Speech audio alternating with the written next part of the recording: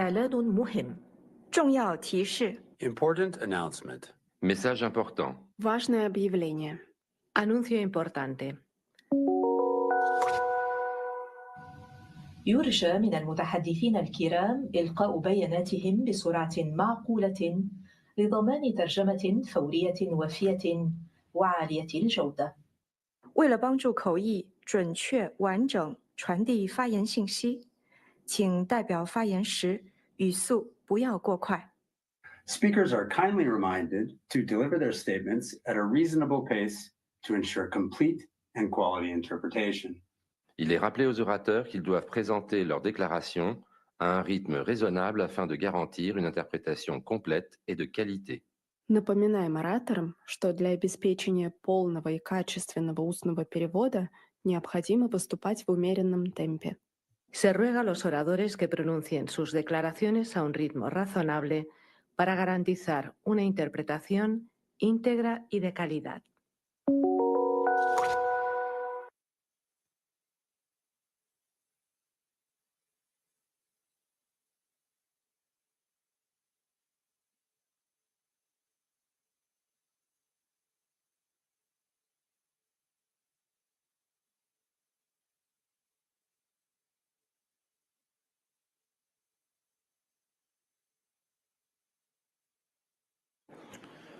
Excellence. Excellencies, distinguished colleagues, I call to order the seventh meeting of the 58th session of the Human Rights Council. We will now continue with the high-level segment, and it is my honor to give the floor to His Excellency Tim Watts, Assistant Minister for Foreign Affairs of Australia. High Commissioner, President, Secretary-General, Excellencies, distinguished representatives. 2025 marks the 80th anniversary of the Charter of the United Nations. The Charter commits all member states to work cooperatively to solve international challenges. It commits us all to respect, promote and protect human rights and fundamental freedoms for all, irrespective of where we were born, our race, our gender or our religion. No state is above fair scrutiny. And in 2024, Australia welcomed visits from the Special Rapporteurs from Myanmar, privacy and contemporary forms of slavery. Together, we must continue to strengthen the multilateral human rights system and protect the principles it's built on: universality, indivisibility and non-discrimination. As home to one of the oldest enduring cultures on the planet, Australia welcomes Indigenous peoples' increased participation in the work of the Council. Pacific Islands countries are also essential in shaping the system to ensure that it serves the needs of small island states. The world faces enormous challenges, including the largest number of conflicts since World War II. And Australia welcomes the announcement of a ceasefire and hostage agreement in Gaza and urges all parties to respect its terms and for all phases of the deal to be implemented in full.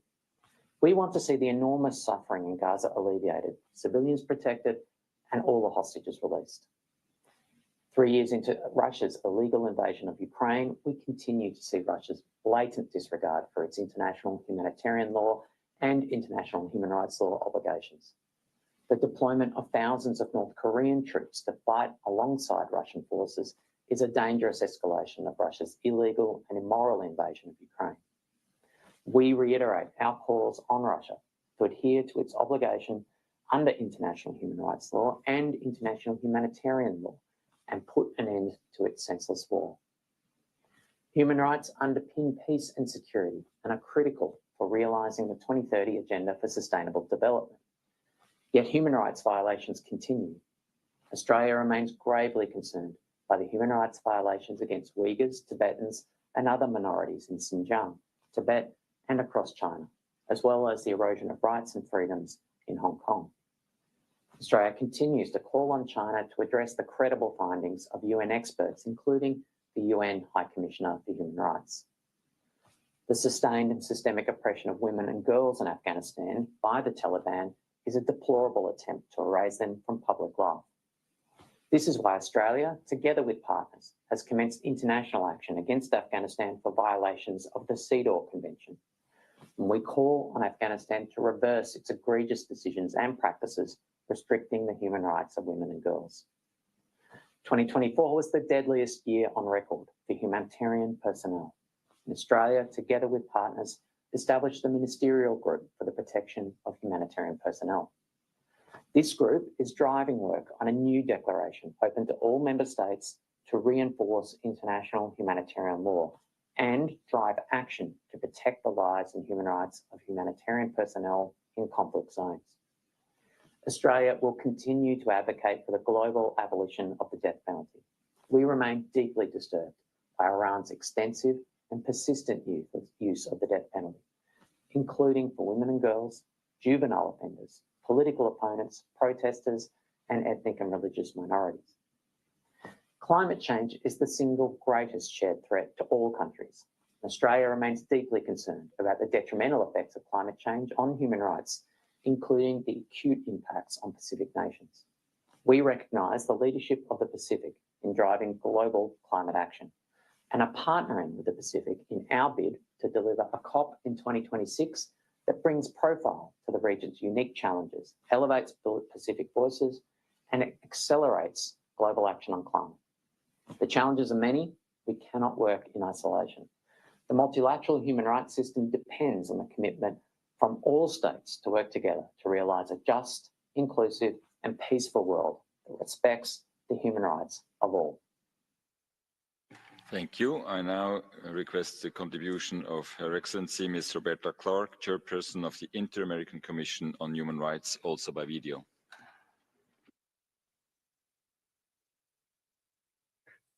My name is Roberta Clark, and I bring greetings from the Inter-American Commission on Human Rights. And I want to thank President Lauber for his invitation to participate in this high-level panel discussion on human rights mainstreaming, focusing on the 30th anniversary of the Beijing Declaration and Platform for Action. Over the past 3 decades, the Inter-American Commission on Human Rights has been committed to promoting and protecting women's rights across the Americas and the Caribbean, including as framed by the Beijing Declaration and Platform for Action. This platform embodies the notion of interdependence of rights. The member states and civil society organizations, including women's organizations, who crafted the platform understood, for example, that the right to education enabled participation in public life. And with such participation, women could influence the shape and benefits of the economy and of government structures, enhance access to essential services. It is worth recalling that the Beijing Platform for Action contains analyses of the global political economy and of the impact of production and consumption patterns on the environment, and indeed of militarization. The platform calls attention to unequal power dynamics, not only between women and men, but also between countries. The platform has a transformative vision.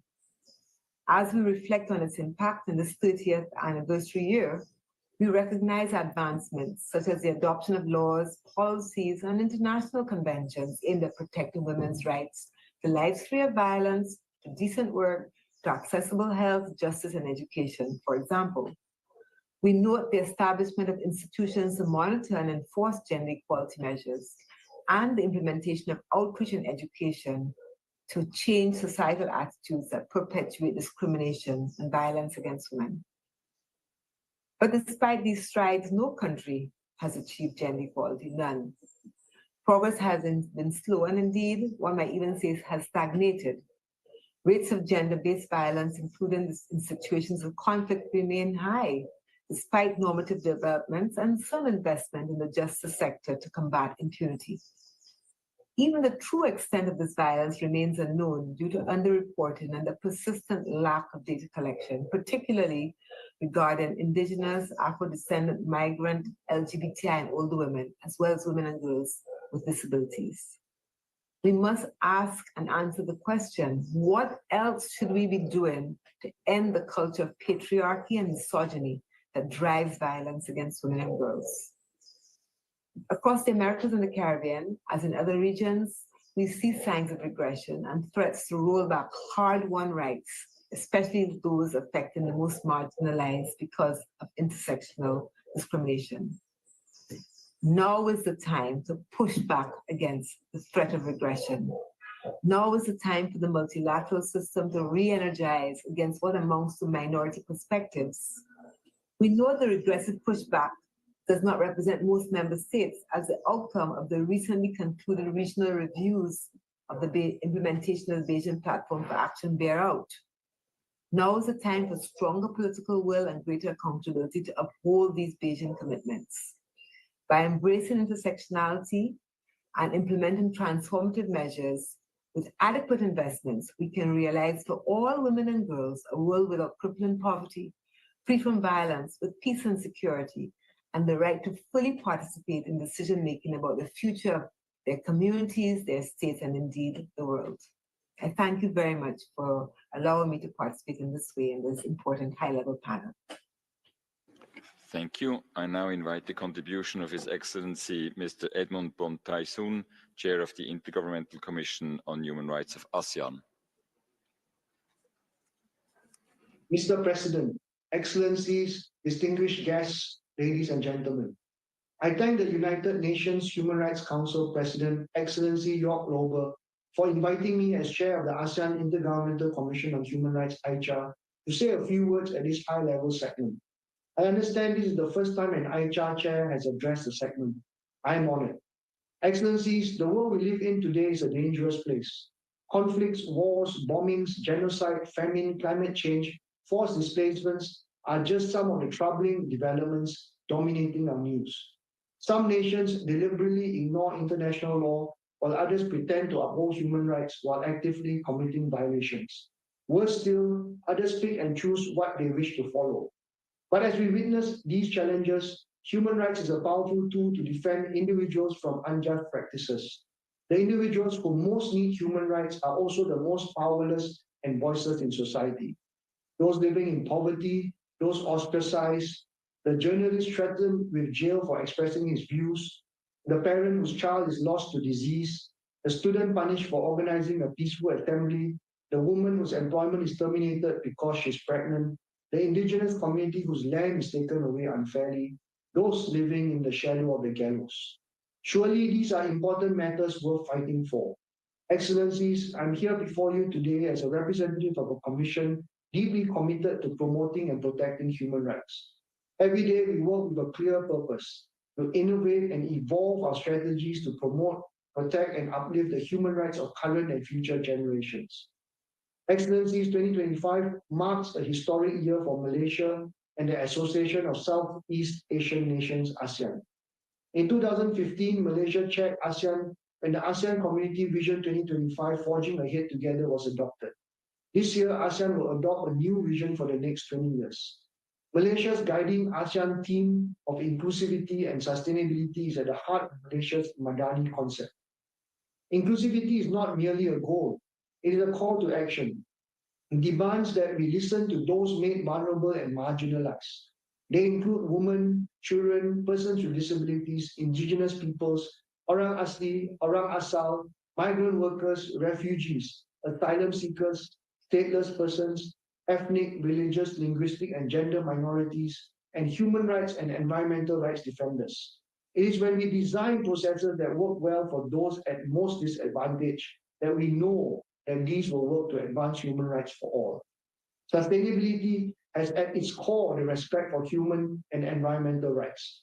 We must ensure that today's development does not compromise future generations' dignity, rights, and needs. Since its inception in 2009, ICHR has worked tirelessly to advance human rights through strategic initiatives. Despite facing challenges and criticisms, I'm proud of ICHR's convening power and reach to work for human rights. This year, ICHR will continue to champion an ASEAN-led and ASEAN-owned whole of ASEAN approach to promote peace, inclusive growth, and sustainable development. Excellencies, human rights practitioners must be prepared to face resistance.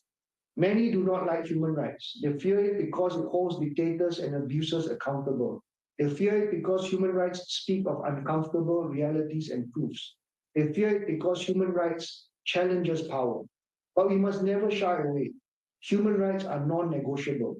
We must not delude ourselves into thinking that we will have no detractors. But if ICHR continues to be partisan for human rights, and we can enjoy the support of international human rights institutions such as this Council, we have nothing to fear. We share a common interest in a robust human rights mechanism that will treat all individuals with dignity, regardless of their background, identity, or status.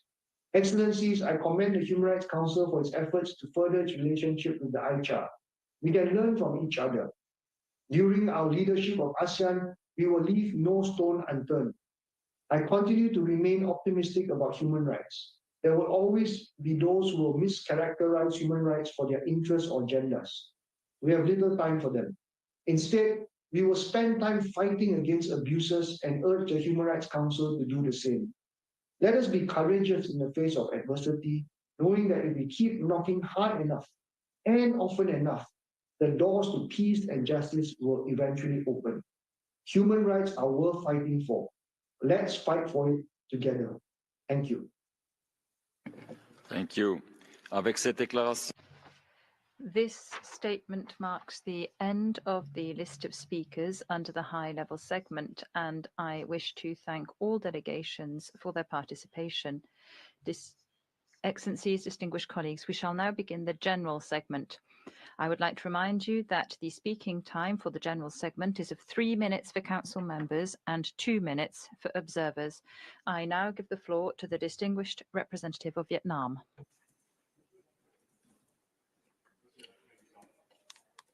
Je voudrais tout d'abord vous... Allow me at the outset to congratulate you on your election to the presidency of the Human Rights Council. You can count on my delegation's full support. Vietnam reaffirms its commitment to the protection and promotion of human rights. As a responsible member of the international community, we are continuing to constructively work with UN human rights mechanisms. In September 2024, Vietnam concluded its fourth UPR with you, and we are currently drawing up a national action plan for implementing the recommendations we accepted under the UPR. We have a national report on implementation of the recommendations and other measures in March 2025, and we will also have reports to be submitted to various treaty bodies this year. In 2024, despite major challenges, our economic growth exceeded 7%. The multidimensional poverty rate fell to around 1.9%, and healthcare coverage has extended, and we have provided better quality services at the national level. We are anticipating economic growth of over 8% for this year, which will lead to double-digit growth as of 2026 and better conditions for protecting and promoting human rights. Climate change remains one of the most significant challenges of our era. Vietnam is particularly vulnerable to the impacts of climate change. Therefore, we intend to achieve carbon neutrality by 2050 and to ensure a fair energy transition. During the 56th Human Rights Council session, Vietnam, Bangladesh and the Philippines submitted the annual resolution on human rights and climate change. This focused on a just transition. Building on our commitment to human rights, Vietnam has decided to once again stand for election for the Human Rights Council for the 2026-2028 period. This candidacy has been unanimously supported by ASEAN. We stand ready to cooperate with all our partners in order to promote an inclusive and constructive human rights agenda that is based on cooperation and dialogue. Thank you. I give the floor to the distinguished representative of France. Thank you, President. President, there will be no peace on this planet as long as human rights violations occur anywhere in this world. These are words that were written by Mr. Dassin, and it reminds us all that respect for human rights is fundamental for peace. It is for peace that we will continue to document human rights violations committed by the Russian Federation since it's invaded Ukraine. A pseudo-settlement of the conflict imposed on Ukraine without taking into account Ukrainians' needs will have no future. On the contrary, it would pave the way to the wars of tomorrow. Europe's security is at stake as well and will take part in all negotiations for a settlement, and we will continue our efforts to achieve lasting and sustainable peace. It is for the sake of peace that we need to support the ceasefire in Gaza and promote the release of all hostages. A two-state solution is the only solution to this conflict, which for so many years has been pitting Israelis against Palestinians. It is the only solution which can ensure the legitimate aspirations of both peoples to peace and security. France will co-chair with Saudi Arabia a conference on this topic next June in New York. Our President of France said so on the 13th of February in the presence of the transition authorities. It is for the sake of peace that the international community should support a just transitional policy in Syria, which represents all of the Syrian people in all its segments and that respects the rights of everyone. In order to contribute to the success of the transition, on the 24th of February, Europe lifted sanctions in major sectors such as energy or transport, crucial for reconstruction. The multilateral system is working hard and Europe is there to offer its irreplaceable expertise, including in the struggle against impunity. It is for peace that the Council met during extraordinary sessions to call for a cessation of hostilities and a return to negotiations and for the protection of civilians and respect for human rights in the Democratic Republic of the Congo and in Sudan, where millions of innocent civilians are suffering from ongoing conflicts. It is for the sake of peace that the Human Rights Council should continue to document crimes committed in Burma and Afghanistan, where rights are violated on a massive scale by repressive regimes, and we are all aware of the tragic impacts of these on the most vulnerable of us. It is for the sake of peace that we advocate for women and girls' equality, and France will hold a session on the importance of ensuring women's participation in decision-making processes. It is for peace that we support multilateralism, international law, and the values of cooperation and solidarity. France is hard at work. Yesterday, we organized a joint session on enforced disappearances, and we are hosting an action on artificial intelligence tomorrow. There will also be the annual meeting of feminist diplomats and the 9th Global Congress against the death penalty. President, effective multilateralism is something that this Council should always seek to better embody. I thank you. Monsieur le Président, President, Excellencies, ladies and gentlemen, Benin is proud to sit here as a member for its second consecutive mandate in this unique forum, which embodies multilateralism in its noblest and most universal aspiration to protect and promote human rights. This ambition is under threat because of a juxtaposition of crises and conflicts which are leading to massive human rights violations in many areas of our world. That is why my country would like to reaffirm its unwavering commitment to peace, security, democracy, and the rule of law that are the sine qua non guarantees of respect of these fundamental rights.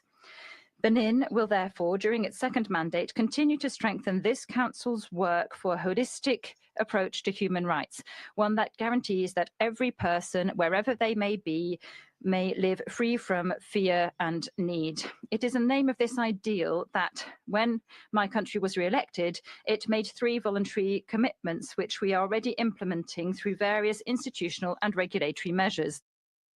Under the leadership of our presidency, Benin has, since 2013, embarked on a course of growth and development, which is consolidating day after day, and this reaffirms our unflinching will to take responsibility for our own destiny. Since 2019, Benin has been a lower middle-income country, and Benin has achieved year-on-year robust economic growth, which has in turn yielded tangible progress in the areas of education, healthcare, access to drinking water, electricity, food security, nutrition, and infrastructure.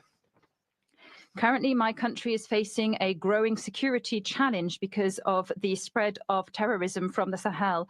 I would like to reaffirm my government's determination to defend these achievements across our national territory. It is with this in mind that we invited and hosted from the 18th to the 27th of November 2024, the Special Rapporteur of the United Nations on the protection and promotion of human rights and fundamental freedoms in the context of the anti-terrorist struggle. In coherence with our commitment towards this Council and its mechanisms, my country will continue to work with the Special Rapporteurs, and we will also continue to support a Pan-Africanism, which helps to protect and promote all people of African descent, and we will ensure that we can grant visas to all Africans and also ensure that all people of African descent may acquire citizenship when they require it.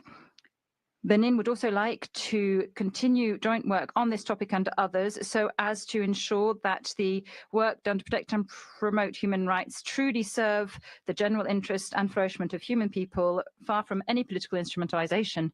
Thank you. I give the floor to the Sovereign Order of Malta. Mr. President, the Sovereign Order of Malta expresses its deep concern over the erosion of international humanitarian and human rights law. These principles are fundamental to peace, justice, and the protection of human dignity, particularly in times of conflict and crisis. As the Secretary-General emphasized in his opening remarks, respect for the rule of law is essential to maintaining stability, fostering justice, and safeguarding the most vulnerable. As a long-standing humanitarian actor, we remain strongly committed to multilateralism as a guarantee for security, cooperation, and effective humanitarian action. Global challenges require collective responses, and all efforts should be guided by mutual respect, dialogue, and diplomacy, rather than the use of force. Upholding these principles is key to resolving disputes, achieving lasting peace and social cohesion. The Order of Malta advocates for human rights worldwide through its humanitarian action in the fields of assistance to displaced persons, medical and healthcare services, disaster relief and emergency response, defending religious freedom and human dignity, anti-human trafficking initiatives, social inclusion, and help for the poor. It operates in many of the areas of special concern to this Council, such as Ukraine, Palestine, Myanmar, the DRC, Venezuela, Haiti, to name just a few. At the same time, we recognize the transformative role of new technologies, particularly artificial intelligence, in strengthening humanitarian work. AI is improving healthcare, education, crisis prevention, and humanitarian response, but its use must align with ethical standards and fundamental rights. We support the initiatives of the Human Rights Council in this field and encourage further dialogue between all stakeholders. The Order of Malta remains committed to promoting the respect of international humanitarian law and protecting those in need. We will continue to work alongside states, international organizations, and civil society to ensure that humanitarian aid reaches those most affected by conflict and disaster. I thank you. Merci. Je donne la parole au distingué Thank you. I give the floor to the distinguished representative of Lebanon. Mr. President, Lebanon is a small country, but it prides itself on a long-standing history and civilization. Lebanon has never been a belligerent country, but given its location in the Middle East, it is in a highly sensitive geographical point that is fraught with tensions. We have suffered across centuries, including today. We are witnessing the repercussions of the Israeli aggression that has targeted the country and led to destruction of infrastructure and also led to thousands of victims and has exhausted the Lebanese people. But the Lebanese people will always stand up and will always cling to plurality, human rights, and dialogue. And this commitment in Lebanon is one of the secrets of its longevity and its friendship with its Arab brothers and the recognition of the world as to the symbolism of its action. On this basis, Lebanon has most recently been a theater for some positive developments that have brought to an end the constitutional standstill in a democratic fashion and has re-established authority and political work. The president of the nation and the premiership are working towards ensuring the necessary reforms and putting the country on track for combating corruption and reestablishing stability. And this is why we highly commend the work of the High Commissioner during his visit to Lebanon, and we're sure that he has been able to sense the seriousness of Lebanese officials in working towards promoting human rights and his cooperation with the country, as well as our cooperation with the international frameworks. Lebanon is continuing on its collaboration with the international community to collaboratively overcome the challenges and crises, including now the reconstruction and obligating Israel, the occupying power, to end its aggression and abide by the resolution of the Security Council 1701, particularly that, and there's a... It s'avancerait 12. It appears there's a problem with the interpretation to French. Mais pour le prochain, on aura la traduction.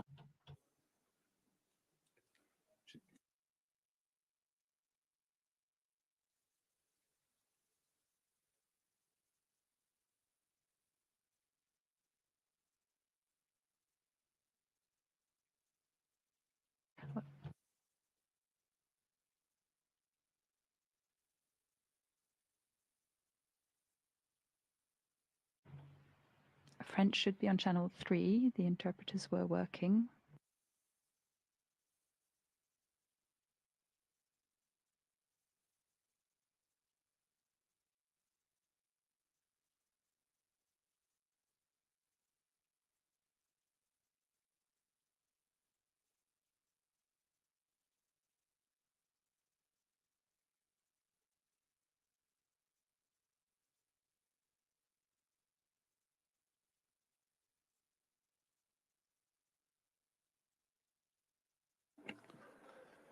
Je m'excuse auprès du représentant permanent du Liban et auprès de la communauté francophone. My apologies to the delegation of Lebanon and the French-speaking listeners. We are just ascertaining what is happening with the Secretariat. OK. On est bon maintenant? Let us continue. And I give the floor to the distinguished representative of Oman, hoping to hear the French interpretation as well.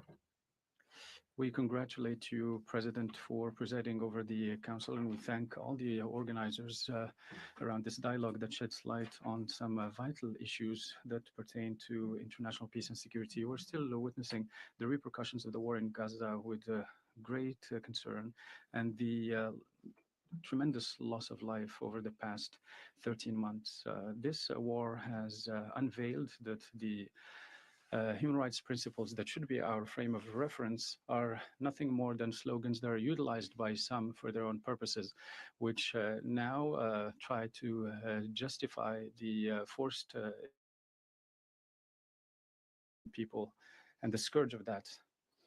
We are at a crossroads, Mr. President. Do we want an international community that is based on mutual respect, collaboration, and compliance to international law and the protection of human rights for all peoples? Or do we want a world where we have human rights discrepancies, with some peoples having a dignified life while others are deprived of the most basic rights, and they're displaced and being subjected to genocide with impunity? It is high time that we renew the work of UN mechanisms, including the Human Rights Council, so that these mechanisms are more representative and efficient in dealing with the critical issues, and so that these institutions are a platform for sustainable peace. My country believes that bringing together the efforts of the international community is of the essence to be able to overcome the challenges of the multilateral system at present. We need to cling to objective criteria, away from selectivity and politicization. This will bring back confidence in the multilateral system and will bring us forward to a world where peace and security reign and human dignity are respected. Thank you, President. Thank you. I give the floor to the distinguished representative of Honduras. Muchas gracias. Thank you very much, President. Honduras wishes to reiterate its commitment to the respect and protection of human rights throughout the world, and we're honored to comply with our international obligations on human rights in our own country. We do this through a series of measures as a way of guaranteeing peace and development of our nation. The government of our President Xiomara Castro has successfully promoted policies to achieve environmental and climate justice and economic and social justice. We have a rehabilitation of protected areas, the implementation of recovery and reforestation programs, and this has been essential in making progress towards sustainable development in harmony with nature. We have seen recent onslaughts against the human rights of migrants, and we've been implementing a national emergency strategy for the protection of Honduran migrants.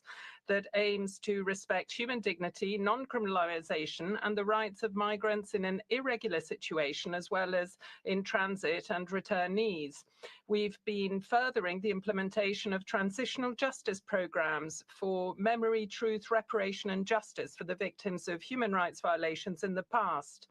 We currently have the highest social and public investment programs in the history of our country, which has had a significant impact on the right to education, to food, housing, and energy as human rights.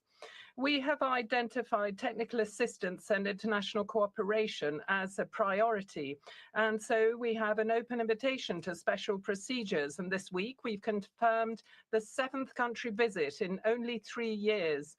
We have also presented held five dialogues with the treaty bodies. And we very much hope to have your support during our UPR in November. We support the appeal to support rigorously the mandate of this Council through dialogue and multilateralism based on mutual respect and international solidarity. Thank you. Thank you. I give the floor to the distinguished representative of Bosnia and Herzegovina. Thank you, Mr. President.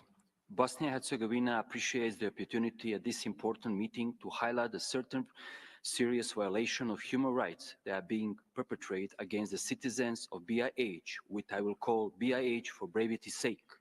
International law guarantees BiH citizens, like all people, a fundamental right to democratic self-governance.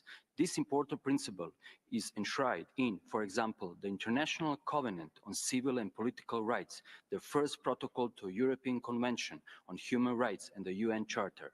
As US President Trump has recognized meddling by foreign parties in the country's democratic political processes through the covert funding and operation of organizations that seek to manipulate the electorate constitutes a grave violation of this human right. I know that in my country, at least in Republic of Srpska, President Dodik and the other leaders in Banja Luka agrees with the President Trump 100%. Some other BiH leaders in Sarajevo may not share the view. However, it is well known that its so-called non-governmental organization may have a noble-sounding name by hiding its control by a foreign intelligence agency, a billionaire ideology, or another powerful foreign actor. In democracy, transparency of such an influence is essential.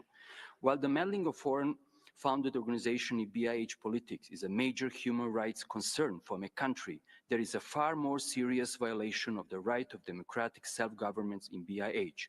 A former German bureaucrat named Christian Schmidt, who claims the title of High Representative in BiH, brutally imposed laws on the citizens of BiH by decree, in flagrant violation of democratic processes set out in BiH Constitution, agreed at the Dayton. Mr. Schmidt claims unrestricted power to rule BiH as accountable to literally no one. He even maintains a strict ban against any court case in BiH that takes issue with his decision in any way. Thank you. I give the floor to the distinguished representative of Uruguay.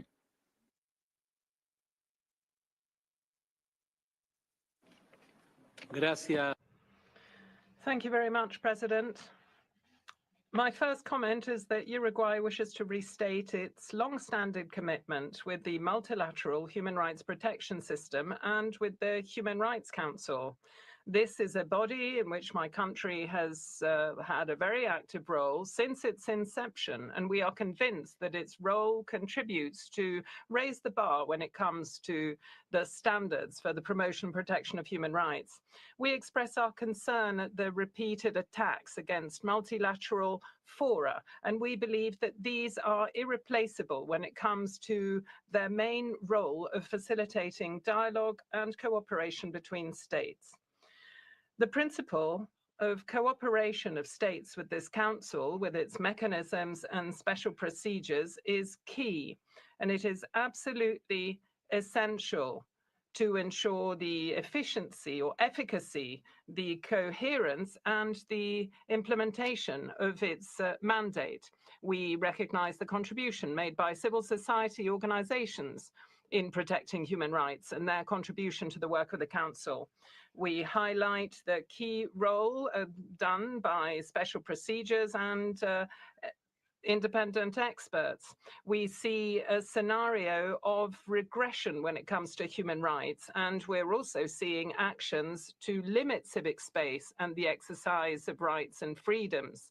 It is difficult to defend the rights of women and those relating to sexual orientation and gender identity, freedoms of expression and of association. It is essential to critically reflect on current challenges posed by artificial intelligence and neurotechnologies. These must be a priority on our agenda. Uruguay reiterates its commitment to the promotion and protection of the rights of children and adolescents. And the speaker is interrupted.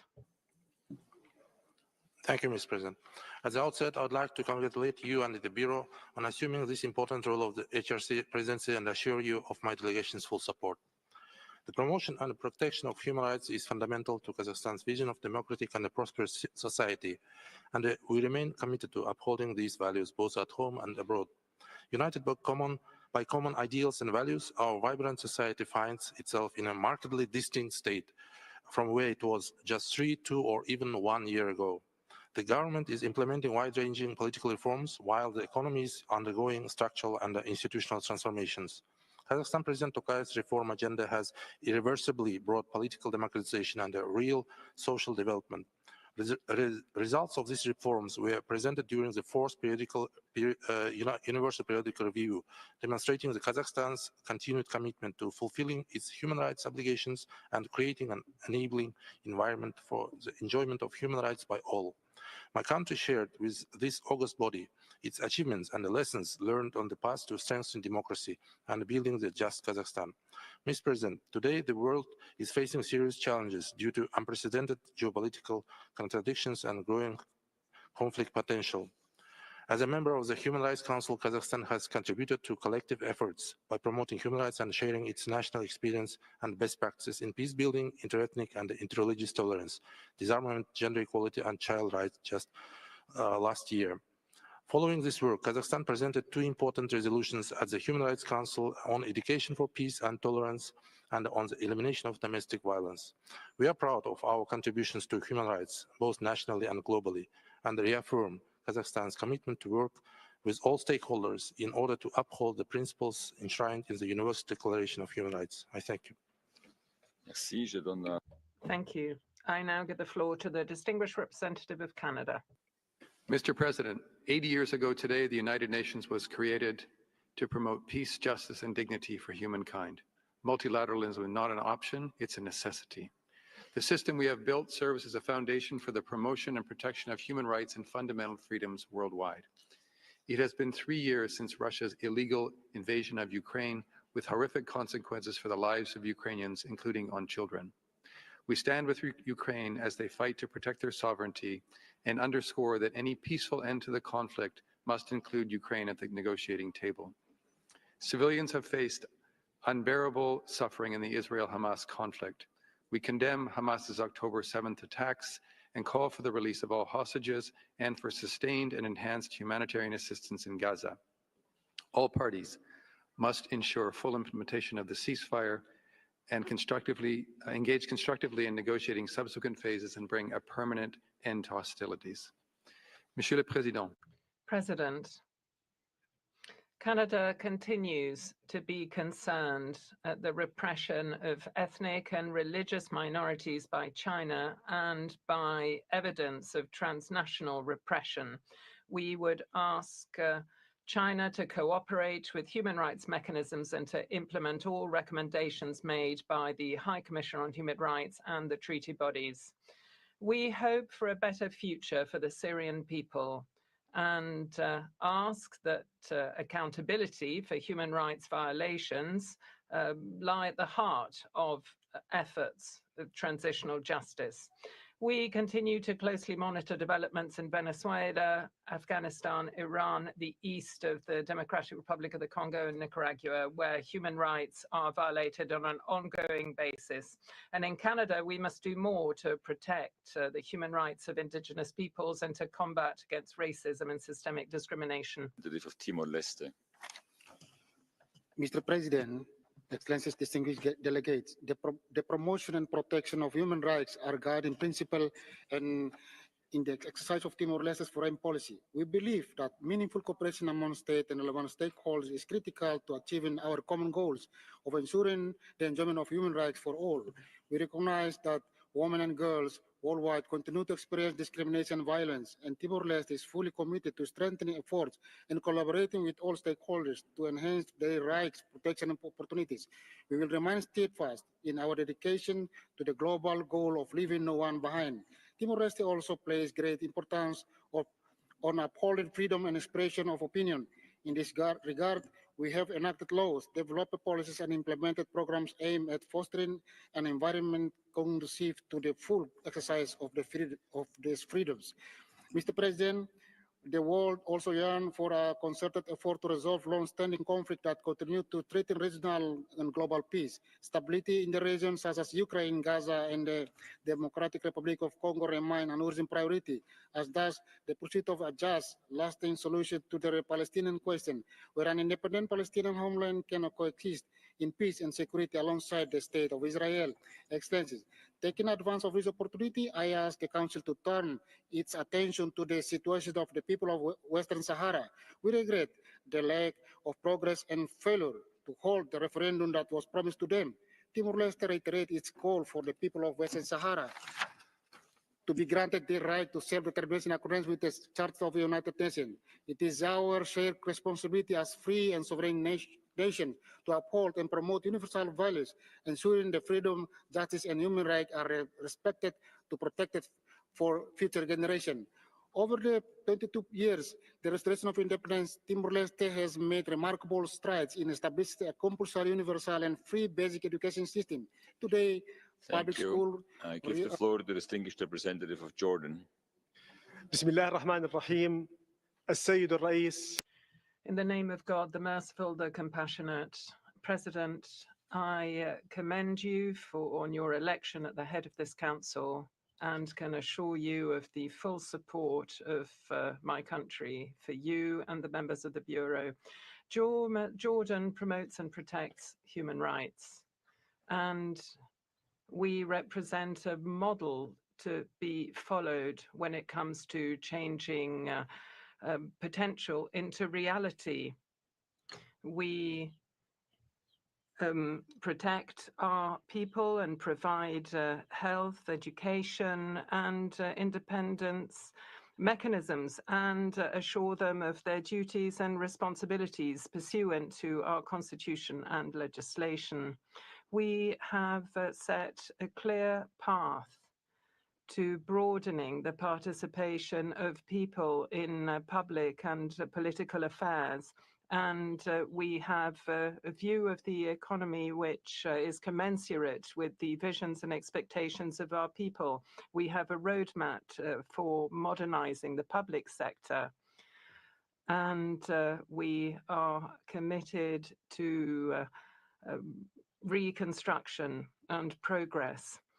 President, we work constructively with the Council and participate in thematic debates, and will be presenting ourselves our elections in October 2026 for the period 2027-29.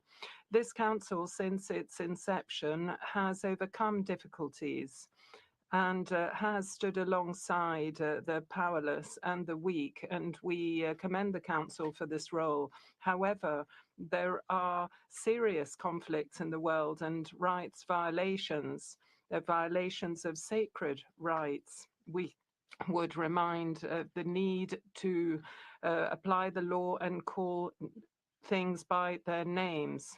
Thank you. Thank you. We can now move on to the list of speakers from national human rights institutions and civil society representatives. And I give the floor to the Global Alliance of National Human Rights Institutions. Mr. President, in the summer of 1945, world leaders pledged to save succeeding generations from the scourge of war by working together in line with international law and universal human rights. Today, however, the very foundation of international law and multilateral cooperation are under severe pressure. The UN and other global institutions, including the ICJ and the ICC, created to safeguard peace and ensure accountability, are under attack. This erosion of institutional authority threatens the very framework of international justice. International law must be applied without exception by all nations and in all circumstances. Yet, we witness with growing concern the systematic violations of these legal principles, practices that undermine the credibility and effectiveness of our shared legal framework. And while some actors retreat from global engagement, we know that the complex, urgent, and interrelated challenges our world faces today cannot be addressed in isolation, but only through enhanced dialogue and cooperation. As national human rights institutions, we come together here today to issue an urgent call for leadership to uphold the universal principles of international law that bind us all together. We call for leadership to ensure international law is applied consistently, regardless of parties involved. We call for leadership to strengthen our international architecture for peace, security, and accountability. We call on leadership for peace, meaningful dialogue, and cooperation. Now is the time for global leadership, not only to safeguard our present, but to protect generations to come. Thank you. Thank you. I give the floor to Liz Kelly as a civil society representative. More than 140 million women give birth globally each year, with an additional estimated 35 million women also experiencing miscarriage and pregnancy loss. According to the World Health Organization, every woman has the right to respectful, dignified health care, including maternity care. Unfortunately, this is far from the reality for many women. Research shows that significant disparities exist in maternity care worldwide, and women often face neglect, abuse, and violence during childbirth, with women in regions affected by conflict, poverty, and poor healthcare infrastructure experiencing additional difficulties and hardships. Despite international recognition of women's rights to dignified healthcare, serious issues persist and are well documented. Unacceptably high maternal mortality rates, obstetric violence, and a lack of equitable access to respectful, evidence-based care are reported globally. Obstetric violence is recognized as a form of gender-based violence, and in 2019, the UN Special Rapporteur on Violence Against Women published a report detailing the widespread abuse and mistreatment women experience during childbirth care. These human rights violations lead to profound trauma, and while the personal cost to women and their families are incalculable, several studies have estimated the economic costs, highlighting the broader impact on society. There is a vision for change. Maternity care must be woman-centered, consent-based, and evidence-based. Women must be actively involved in the design, planning, and evaluation of their services. Implementation of community-based midwifery-led care models should be implemented. The need for systemic change is urgent. Women and society need a commitment from policymakers at the highest levels to establish a human rights-based legal framework which enshrines the right to respectful care and ensures that all women, regardless of their location or circumstance, receive the quality care they are entitled. Thank you. I give the floor to Sylvia Perret-Levin as civil society representative. Thank you, Mr. President. Mr. President, our human rights do not expire with age. However, older persons are discriminated against because of their age, facing daily ageism and human rights violations, including violence, abuse and neglect, lack of access to health care, decent work, and social security. Last year, after considered discussion of substantial evidence over 14 sessions, the UN Open-Ended Working Group on Aging concluded its work. Recognizing that the international human rights system does not fully protect the rights of older persons, it recommended a new international legally binding instrument as a way to address the gaps. Civil society, including organizations of older persons around the world, welcomed this recommendation and the General Assembly's subsequent resolution 78/324 that urges relevant bodies of the UN to consider it. We urge the Human Rights Council to act on the General Assembly call and adopt at this session a resolution to establish an intergovernmental working group to draft an international legally binding instrument. We call on states to ensure that the negotiation and drafting process guarantees the full and meaningful participation of civil society, especially of older persons and their representative organizations. Governments have the legal obligation to respect, protect, and fulfill the human rights of all. Putting in place human rights standards that promote and protect the rights of older persons will ensure younger generations of today enjoy a future with dignity and rights. I thank you. Thank you. I give the floor to Mohan Dangal, civil society representative by video. Honorable Chair, distinguished delegates, today I stand before you to address a matter that is not just close to my heart, but foundational to human dignity, the right to education. This right is not just merely an aspiration, it is a fundamental human right enshrined in the Universal Declaration of Human Rights. Education is transformative. It empowers individuals, breaks the cycle of poverty, and builds equitable, resilient societies. Yet today, more than 251 million children and youths are still out of school globally, a figure which has not changed much since 2015. This education crisis, worsened by poverty, conflict, and systematic inequalities, denies millions their fundamental rights to education. Without education, children face heightened risk of exploitation, forced labor, and early child and forced marriage, perpetuating cycle of poverty, violence, and inequality. Education is not just about classrooms, it is about ensuring that every child, regardless of gender, ethnicity, or socioeconomic status, has access to quality and inclusive learning opportunities.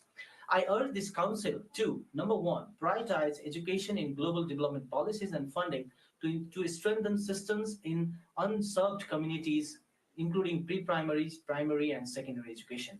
Number two, support teacher training and curriculum development to foster inclusivity and critical thinking. Number three, champion innovative solutions using technology to bridge education gaps, especially in remote and disaster-prone areas. And finally, number four, hold governments accountable to fulfill their commitments to education under the international frameworks.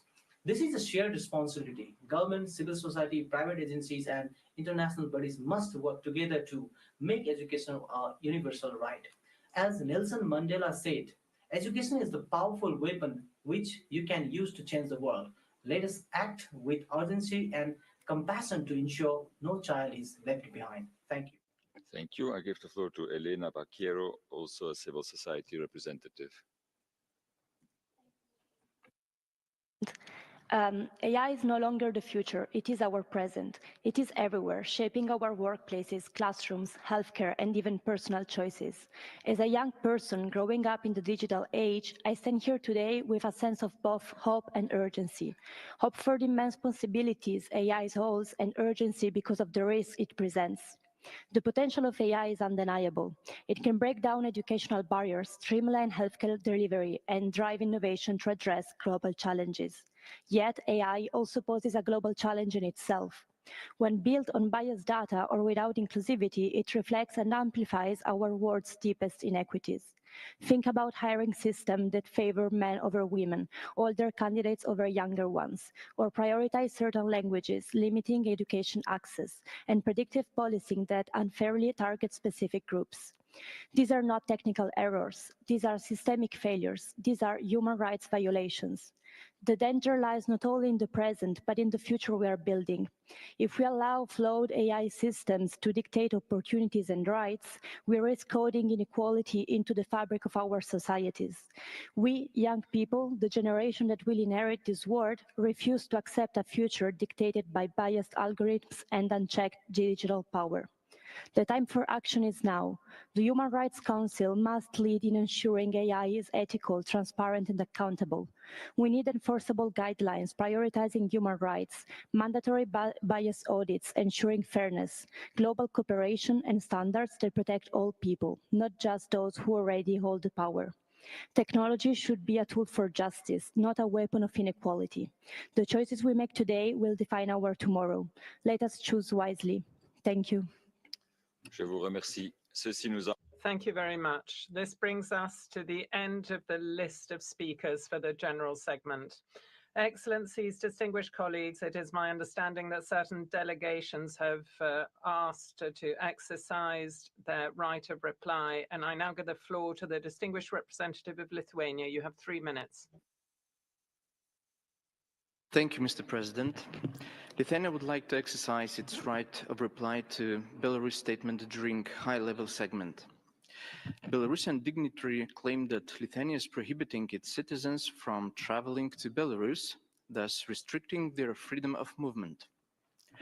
Let me emphasize that according to the Special Rapporteur on the situation of human rights in Belarus, I quote, "Some of the violations committed in Belarus may amount to crimes against humanity, specifically imprisonment and persecution on political grounds, in that they were committed intentionally as part of a widespread or systematic attack directed against a segment of the civilian population with knowledge of the attack." End of quote. In this regard, Lithuania warns its citizens not to travel to Belarus, where they may face serious human rights violations. I thank you. Thank you. I give the floor to the distinguished representative of India. You also have 3 minutes. Mr. President, India is exercising its right of reply in response to the baseless and malicious references made by Pakistan. It is regrettable, yet unsurprising, to see Pakistan's so-called leaders and delegates continuing to dutifully spread falsehoods handed down by its military terrorist complex. Pakistan is even making a mockery of the OIC by abusing it as its mouthpiece, which is fooling nobody. We do not wish to dignify such propaganda, but are constrained to make a few simple points for the record.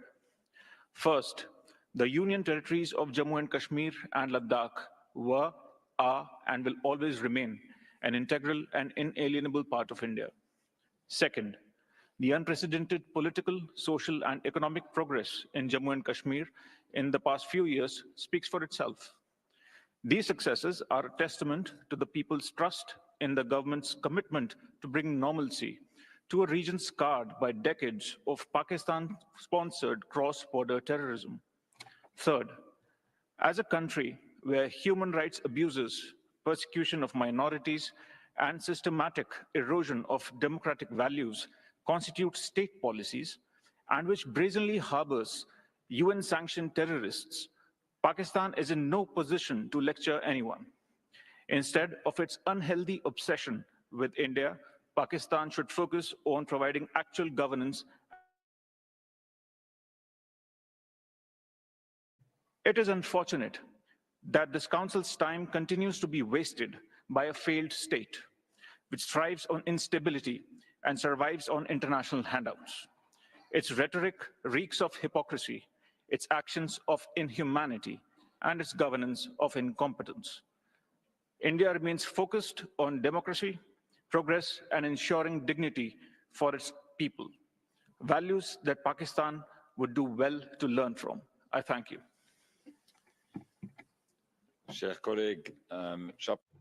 Dear colleagues, I call on all speakers to abide by language that is compliant with UN terminology and also suited to the serene nature of our Council and its work. Thank you for respecting those rules. Of Armenia, you have 3 minutes. Thank you, Mr. President. We take the floor in order to exercise our right of reply to the statement delivered by the Deputy Foreign Minister of Azerbaijan. I do not deem it necessary to touch upon all points he mentioned concerning my country, as the statement of the Foreign Minister of Armenia has already presented in comprehensive manner all the facts regarding the situation in our region. I would like to reiterate that the Constitution of the Republic of Armenia does not contain any territorial claims against Azerbaijan. The Constitutional Court of the Republic of Armenia, in its decision dated September 26, 2024, noted that the reference to the Declaration of Independence in the preambular part of the Constitution, which according to Azerbaijan is containing claims against the territory, pertains exclusively to those provisions of the declarations that have been enshrined in the articles of Armenian Constitution. No article of our Constitution contains any direct or indirect references to Nagorno-Karabakh. Meantime, the preambular part of Azerbaijan's constitution makes a reference to the Constitutional Act adopted on October 18, 1991. This Constitutional Act, in its turn, makes a reference to the Declaration of Independence of the First Republic of Azerbaijan, adopted on May 28, 1918. In November 1919, Azerbaijan submitted its administrative territorial map to the Entente, according to which the several regions of the Republic of Armenia, amounting approximately 60% of our territory, are included in the territory of Azerbaijan. Thus, Azerbaijan's constitution contains territorial claims against Armenia. The Republic of Armenia does not raise the issue of amending Azerbaijan's constitution for two reasons. First, such a demand would lead to a deadlock in the Armenia-Azerbaijan peace process. And second, there is a provision in the agreed part of the peace treaty between Armenia and Azerbaijan stating that none of the parties may invoke internal legislation as justification for its failure to implement this agreement. Another article in the agreed part of the peace treaty states that the parties recognize each other's territorial integrity, have no territorial claims against each other, and oblige not to raise such claims in the future. In this context, I would like to touch upon also the issue of the so-called Western Azerbaijan narrative. It is obvious that official Baku, with this narrative, wants to materialize its territorial demands against the Republic of Armenia, which, as I have mentioned above, is recorded in Azerbaijan's constitution. If that's not the case... Thank you. I give the floor to the distinguished representative of Turkey. Mr. President, we categorically reject all the baseless allegations against Turkey. Regretfully, disinformation of the international community is still continued by portraying the Cyprus problem as one of occupation. It is crucial to underline that none of the United Nations Security Council resolutions on Cyprus describes the legitimate and justified Turkish presence on the island in line with the 1959 International Cyprus Treaties as occupation. The only occupation in Cyprus is the occupation by the Greek Cypriots of the seat of the government of the 1960 Republic of Cyprus.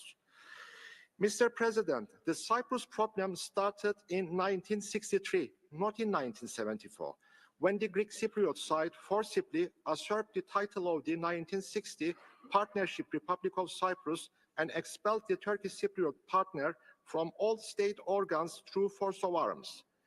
Guarantor Turkey was compelled to intervene in 1974 in accordance with her rights and obligations under the Treaty of Guarantee after 11 years of Turkish Cypriot suffering at the hands of the Greek Cypriot militia. I would like to remind that the presence of the Turkish peace forces prevents the recurrence of violence on the island. For the Turkish Cypriot side, the tragedy of missing persons dates back to 1963, long before the Greek Cypriot side. The Turkish Cypriot side does its utmost on this humanitarian issue affecting both sides. Over the past 5 decades and numerous rounds of United Nations facilitated negotiations, efforts aimed at reaching an agreement under a federation based on the political equality of the two sides have failed, despite the continuous goodwill and constructive approach by the Turkish Cypriot side. In the light of this reality, the exhausted federation model cannot any longer consume the resources as well as the time of the international community, and the only way to reach a sustainable agreement on the island is through acceptance of the fact that two states exist on the island today and that these two states have sovereign equality and equal international status. Year 2025 is yet another year when the Turkish Cypriot people are still subjected to human rights violations, unjust restrictions, and are being denied of their rightful representation and participation in international fora. We are calling upon the international community to reaffirm the sovereign equality and equal international status of the Turkish Cypriot people so that they can take their rightful place on international platform. Thank you. Thank you. I give the floor to the distinguished representative of Cyprus.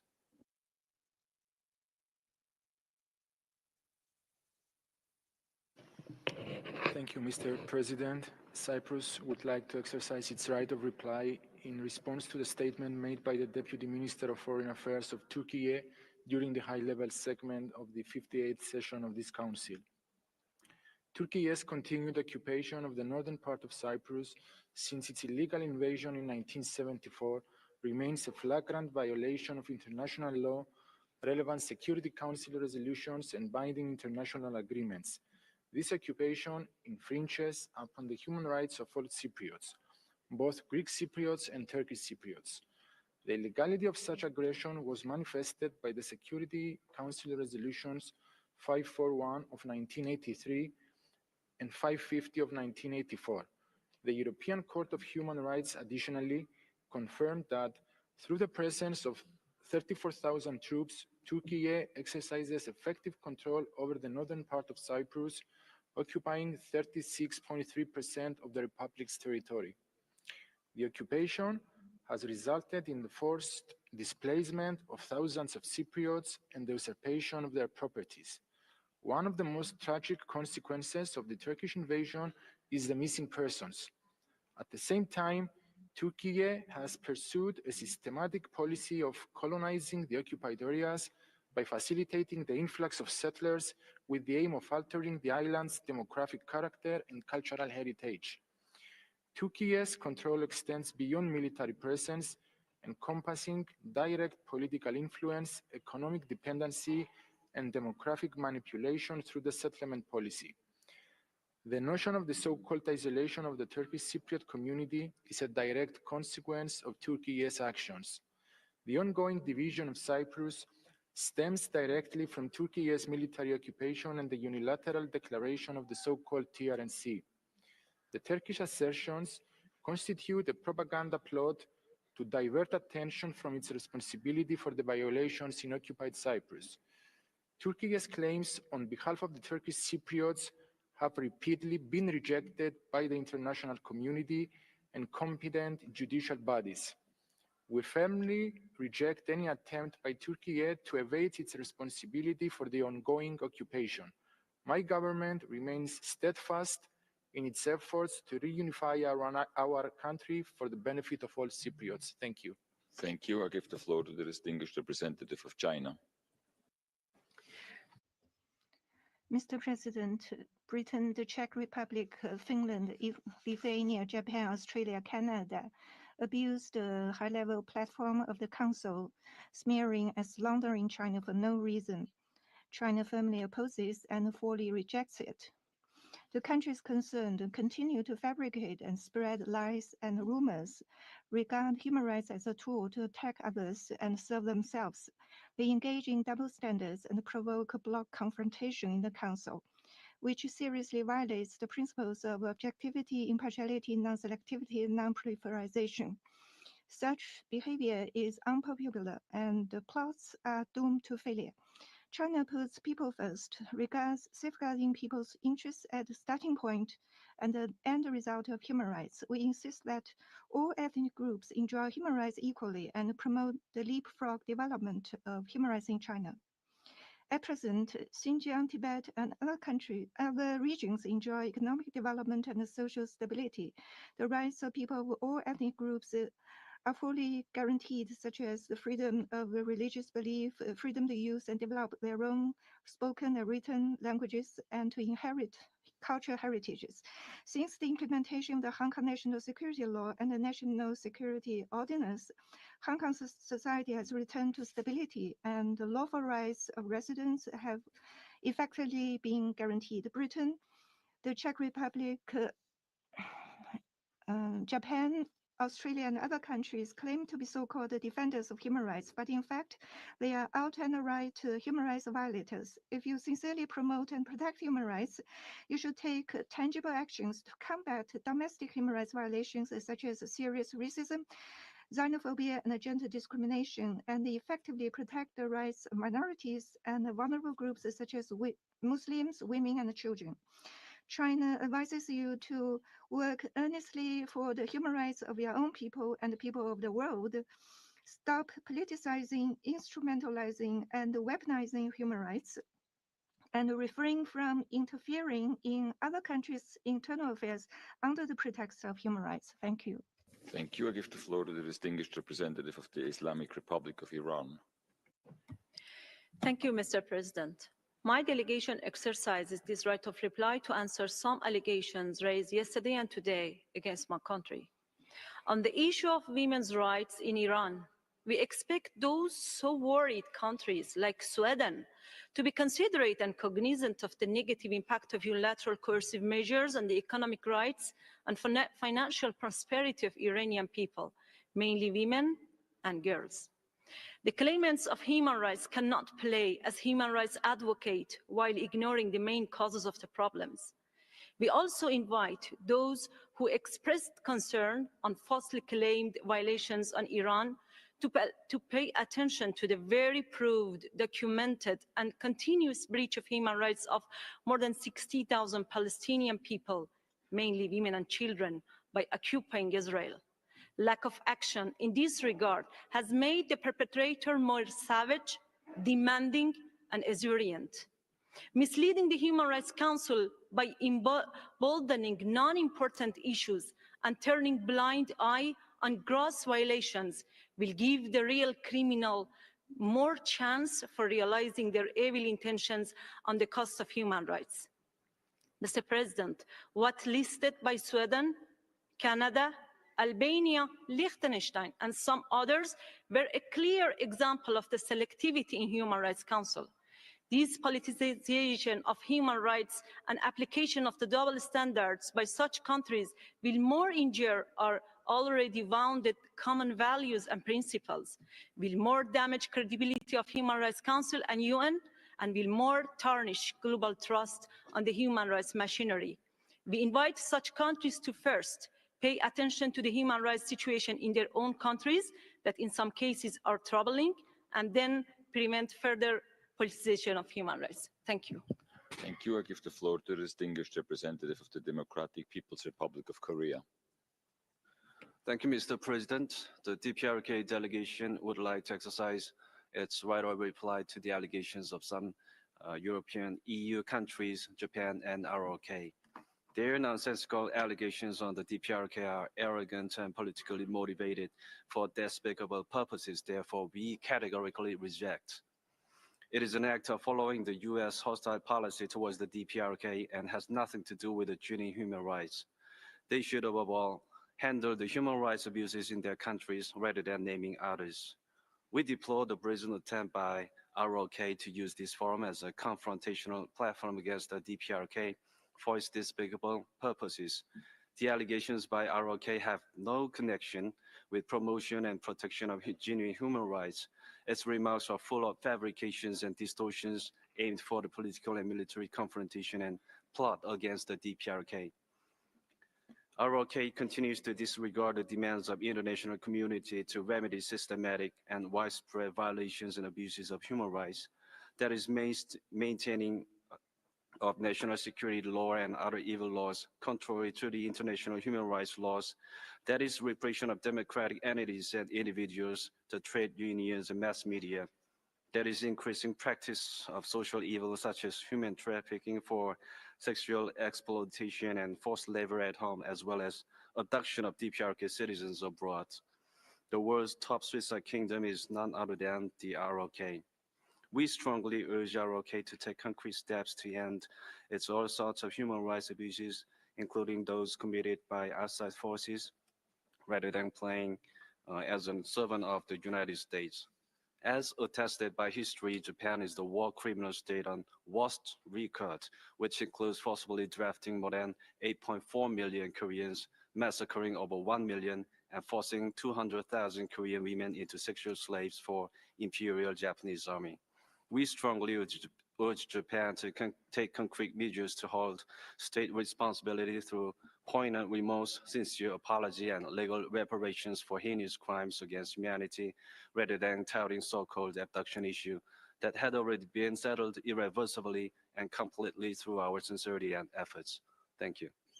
Thank you. I give the floor to the distinguished representative of Azerbaijan.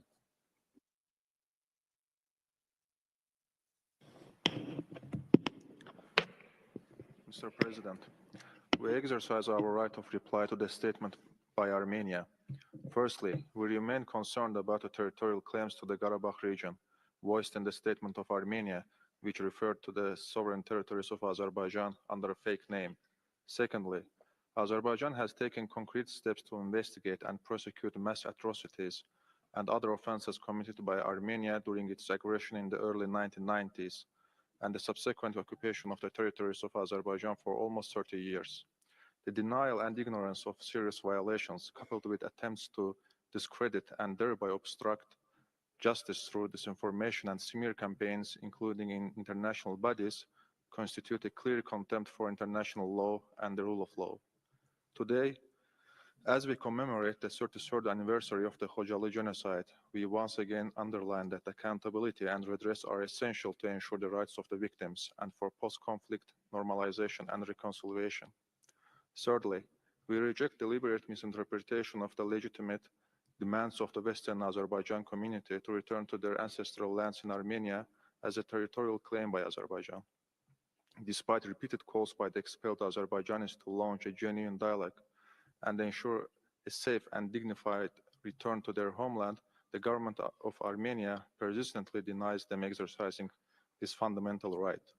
We expect the High Commissioner and the relevant UN mechanisms to address the rights of hundreds of thousands of Azerbaijanis once expelled from their homes in Armenia.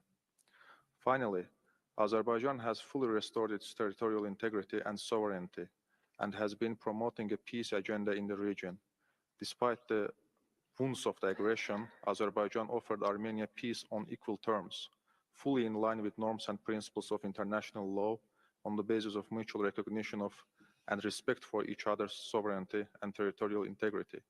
Over the past year, Azerbaijan and Armenia have registered significant progress in the normalization process.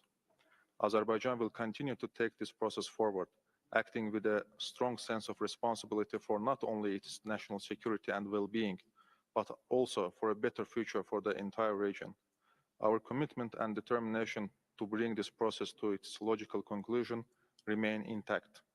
We expect Armenia to eliminate the key barrier in the normalization process, which is to legally abandon territorial claims against Azerbaijan through the constitutional amendments. I thank you. Thank you. I give the floor to the distinguished representative of Pakistan. Mr. President, truth is inconvenient for some, and when facts beget truth, they become inconvenient as well. This delegation must realize that prevarications will not change the facts on ground, especially those established by the UN Security Council. The fact is that Jammu and Kashmir never was and never will be the so-called integral part of India. The fact is that India is an illegally occupying territory of the disputed territory. Time and again, this delegation resorts to the same tactics of deflecting global attention away from its violations and abuses committed in the occupied Jammu and Kashmir. While the reality remains that the Indian occupation forces are unabashedly resorting to massive human rights violations in the territory. Time and again, several UN mandate holders have raised alarm on the state of human rights in the occupied Jammu and Kashmir. Many of these experts have raised specific objections to the draconian laws being applied in the occupied territory, giving occupation forces powers that are not only inconsistent with international human rights law, but are an anathema to it. Mr. President, the continual denial of the Kashmiris' right to self-determination is a long-standing violation of the UN Charter, UNHRC resolutions, and the international law. Every human right of the occupied Kashmiris has been violated during this 7 decades-long inglorious history of the illegal occupation. If India wants to contest these facts, the first stage should be to provide access to OHCHR, international media, and independent observers to the occupied territory and allow them to determine facts on the ground. Lastly, Mr. President, silencing criticism is always convenient when facing the truth is inconvenient. I thank you. Thank you. I give the floor to the distinguished representative of Japan.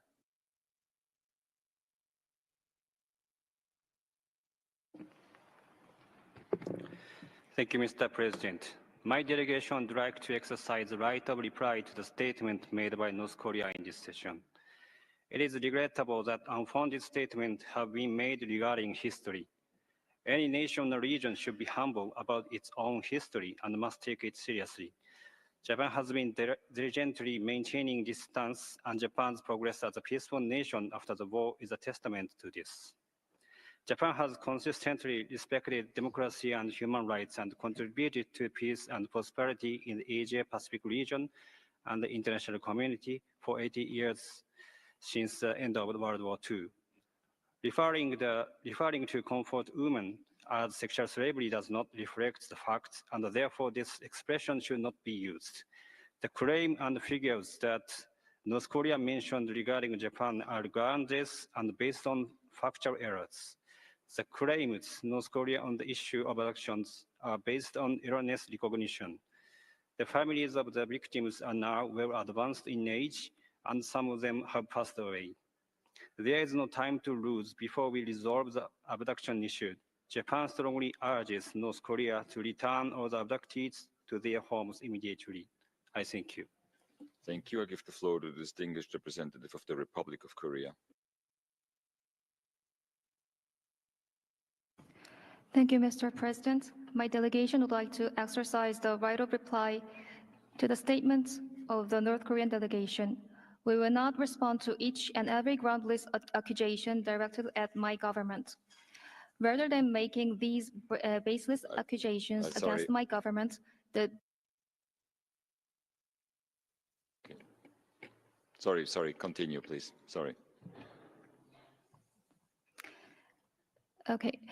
My delegation would like to exercise the right of reply to the statements of the North Korean delegation. We will not respond to each and every groundless accusations directed at my government. Rather than making these baseless accusations against my government, the DPRK should heed the voices of the international community, which continue to raise serious concerns over the systematic, grave, and widespread human rights violations, including crimes against humanity committed in North Korea. When it comes to the North Korean defectors mentioned by the DPRK delegation in its statement, they decided to come to the Republic of Korea of their own free will. They have settled down in the Republic of Korea and are currently living in the country as ordinary citizens. Meanwhile, the issues of abductees, detainees, and unrepatriated prisoners of war have persisted for 4 decades. We urge the DPRK to immediately verify their whereabouts and return them to their families. According to our relevant laws, the number of wartime abductees officially recognized stands at 4,777, while there are 516 post-war abductees. Additionally, testimonies from repatriated POWs indicated that hundreds of South Korean POWs remain unreturned. Furthermore, 6 of our nationals are still being held in North Korea. In particular, 3 missionaries, Kim Jong-wook, Kim Guk-gi, and Choi Chung-gil, whom my vice minister mentioned in her statement yesterday, have been detained for over a decade. Mr. President, we'd like to reaffirm that the Korean government, under its commitment to human rights as a universal value, remains fully committed to supporting and actively contributing to the UN and international efforts to improve the human rights situation in North Korea. The Korean government will continue to pursue multidimensional efforts to promote human rights of our fellow North Koreans. I thank you. Thank you. I understand that the distinguished representative of the Democratic People's Republic of Korea has asked to exercise his right, a second right of reply. You have 2 minutes. Thank you, Mr. President. My delegation would like to exercise its second right of reply to the allegations by Japan and ROK. In the history of World War, Japan is an only criminal state that horribly violated the dignity and fundamental rights of hundreds of thousands of women, including teenage girls, to the battlefields as sexual slaves. There is only one country in the world which organized and managed the sexual slavery system by means of state power, and has persistently denied such crimes against humanity without any investigation and punishment for over 80 years. It is none other than Japan. Japan can never evade its historical and legal moral responsibility for its crimes by whatsoever. ROK continues to disregard the demands of the international community to remedy systematic and widespread violations and abuses of human rights. It's ridiculous that ROK, that has never been able to protest all the humiliations and human rights abuses imposed on her people by the US military, the occupying force over the past half-century, dares to talk about somebody's fabricated human rights issues. We urge ROK to focus intensively on strong remedial action of its dire human rights plight as per recommendations by the international community.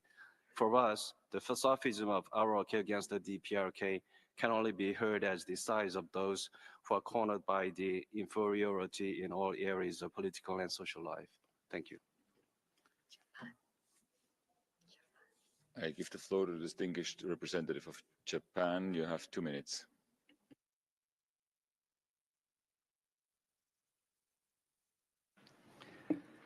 Thank you, Mr. President. My delegation would like to exercise the second right to reply to the statement made by North Korea. My delegation will not repeat here what we already said, but we have to say again that the claims and figures that North Korea mentioned regarding Japan are groundless and based on the factual errors.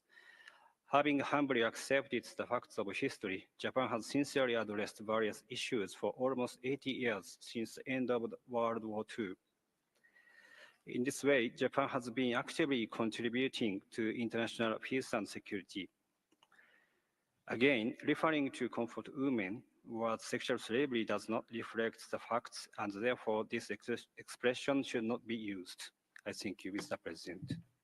Thank you. I give the floor to the distinguished representative of the Republic of Korea.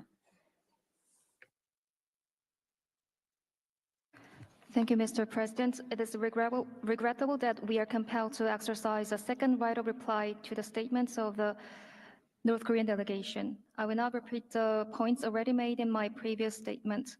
In June last year, the UN Security Council, with overwhelming support from its members, convened a meeting on the DPRK's human rights situation, highlighting how the DPRK regime has sacrificed the welfare of its people to sustain in its illegal nuclear and missile development.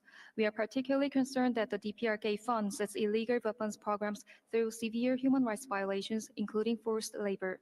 Furthermore, the deepening military cooperation between Russia and the DPRK has once again underscored the strong linkage between the DPRK's human rights violations and international peace and security. Testimonies from captured North Korean soldiers reveal that they are deployed to the battlefield without knowledge of their actual combat environments and are indoctrinated to commit suicide rather than be captured, depriving them of their right of life. Ultimately, such deployments rooted in human rights abuses only perpetuate the vicious cycle of nuclear and missile development. Mr. President, during the fourth cycle of the UPR on the DPRK in November last year, numerous states voiced serious concerns over the country's human rights violations. We strongly urge the DPRK to take these recommendations seriously and implement concrete measures to address them. I thank you. Thank you. I give the floor to the distinguished representative of Armenia.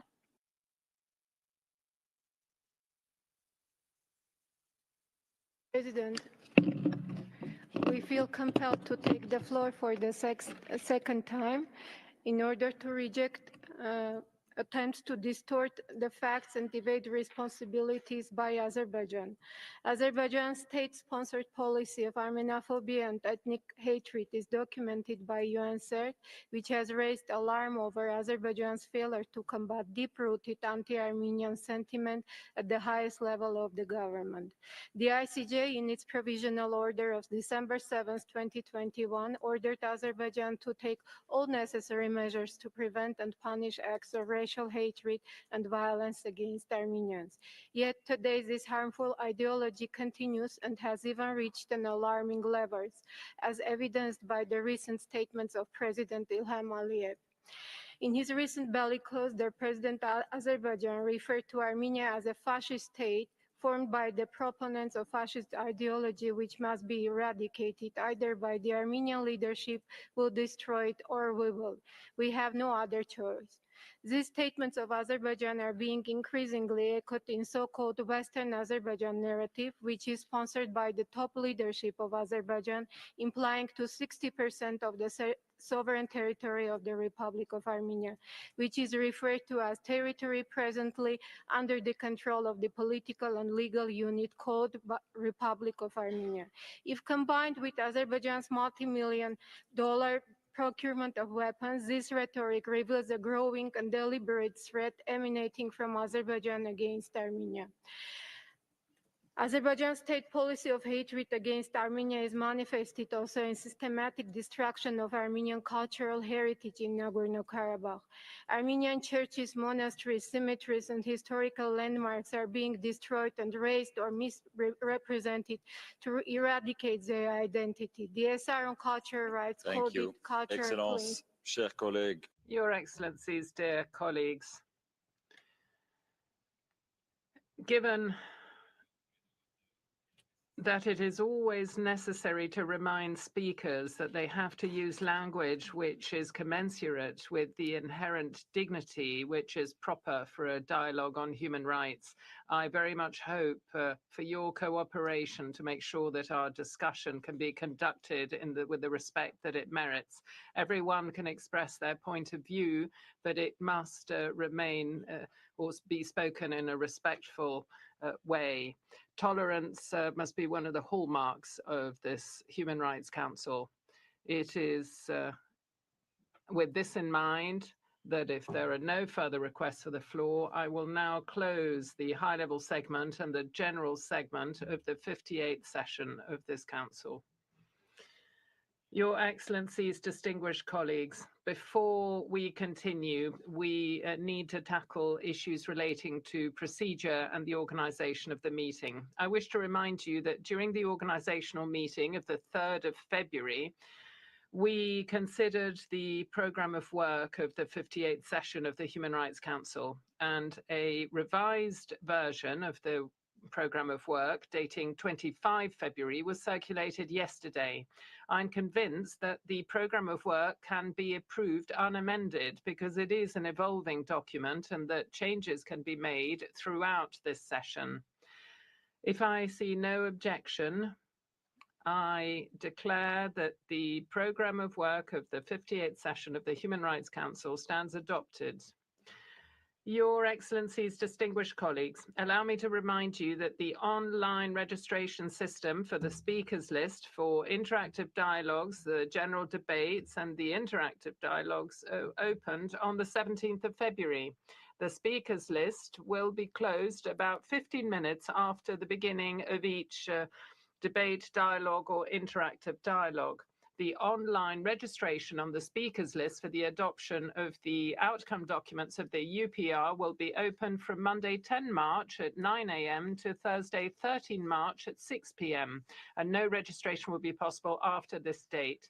Speaking times or modalities for determining speaking times will be the same as the recent sessions, and speakers lists will be available on the extranet of the Council and will be regularly updated for each debate.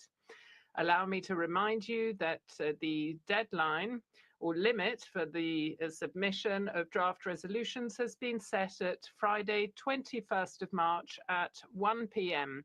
It is only in exceptional circumstances that the Council will be able to extend this deadline by a maximum of 24 hours. And I seize this opportunity to remind you that the late submission of drafts resolutions, as well as the high number of oral and written revisions or amendments will complicate the task of many delegations, and late submission of drafts will prevent the Secretariat and make it difficult for conference services to ensure the translation of texts in all languages and will make it difficult to produce program budget implications. Let me also remind you that in order to facilitate the work and the performance of interpreters, delegations are requested to provide a copy of their statements in advance by uploading them on the online system and by providing a paper copy to conference services. And finally, delegations are asked to upload an electronic or digital version of their statements via the online registration system for the speakers list so that they can be posted on the extranet of the Council. It's essential to upload these speeches in Word format in order to improve access to Council proceedings for persons with disabilities. And those that are uploaded in a non-accessible format will not be posted on the extranet. Your Excellencies, distinguished delegates, I wish to emphasize that the United Nations, including this Council, have zero tolerance for any form of harassment, including sexual harassment. All complaints will swiftly be dealt with, and we would encourage the reporting of any incident directly to a United Nations security official. Your Excellency, distinguished colleagues, we are awaiting the High Commissioner so that he can present his report on the occupied Palestinian territories, and we will therefore reconvene at 5 p.m. And I ask your forbearance for this short delay.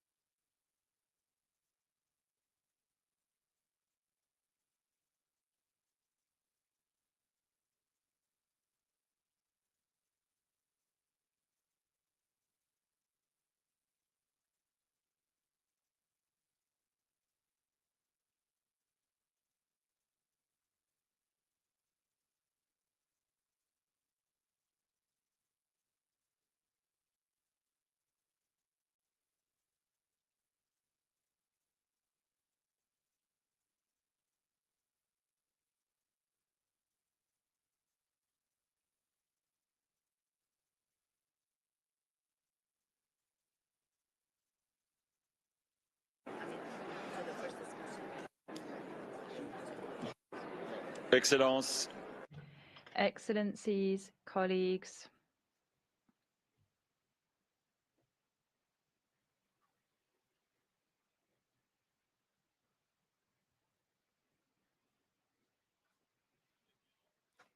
I now declare open agenda item 2, entitled the Annual Report by the United Nations High Commissioner for Human Rights and reports of the High Commissioner and the Secretary General.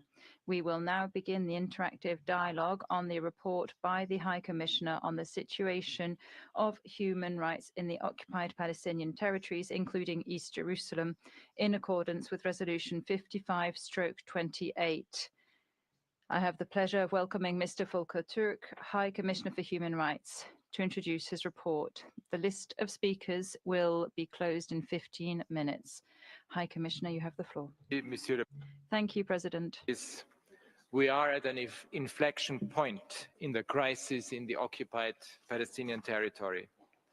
A fragile ceasefire is allowing the people of Gaza to breathe, Israeli hostages and Palestinian detainees to be released, and life-saving humanitarian aid to be delivered.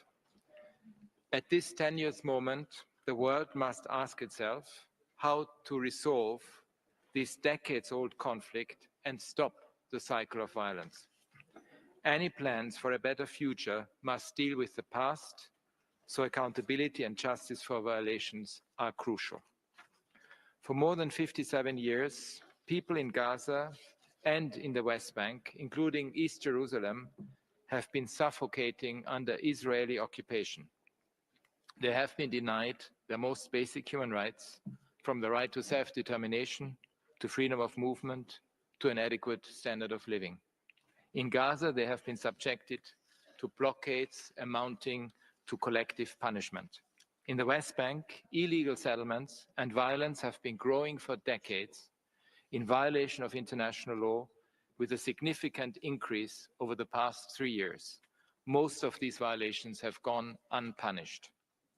There is absolutely no justification for the horrific attacks committed on 7 October 2023, when Hamas and other Palestinian armed groups brutally assaulted Israeli communities, killed civilians, and took more than 250 hostages, and I have repeatedly condemned these acts.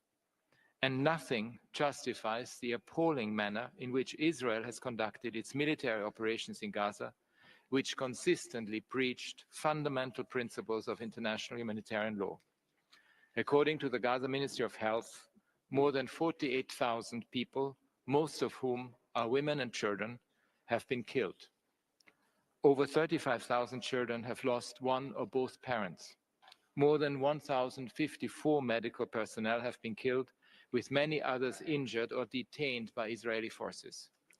At least 277 United Nations staff have been killed, as well as a reported 200 journalists and media workers. Over 2/3 of essential infrastructure is destroyed or damaged. The level of devastation to basic features of civilian life across Gaza is massive, from homes to hospitals to schools to the justice system.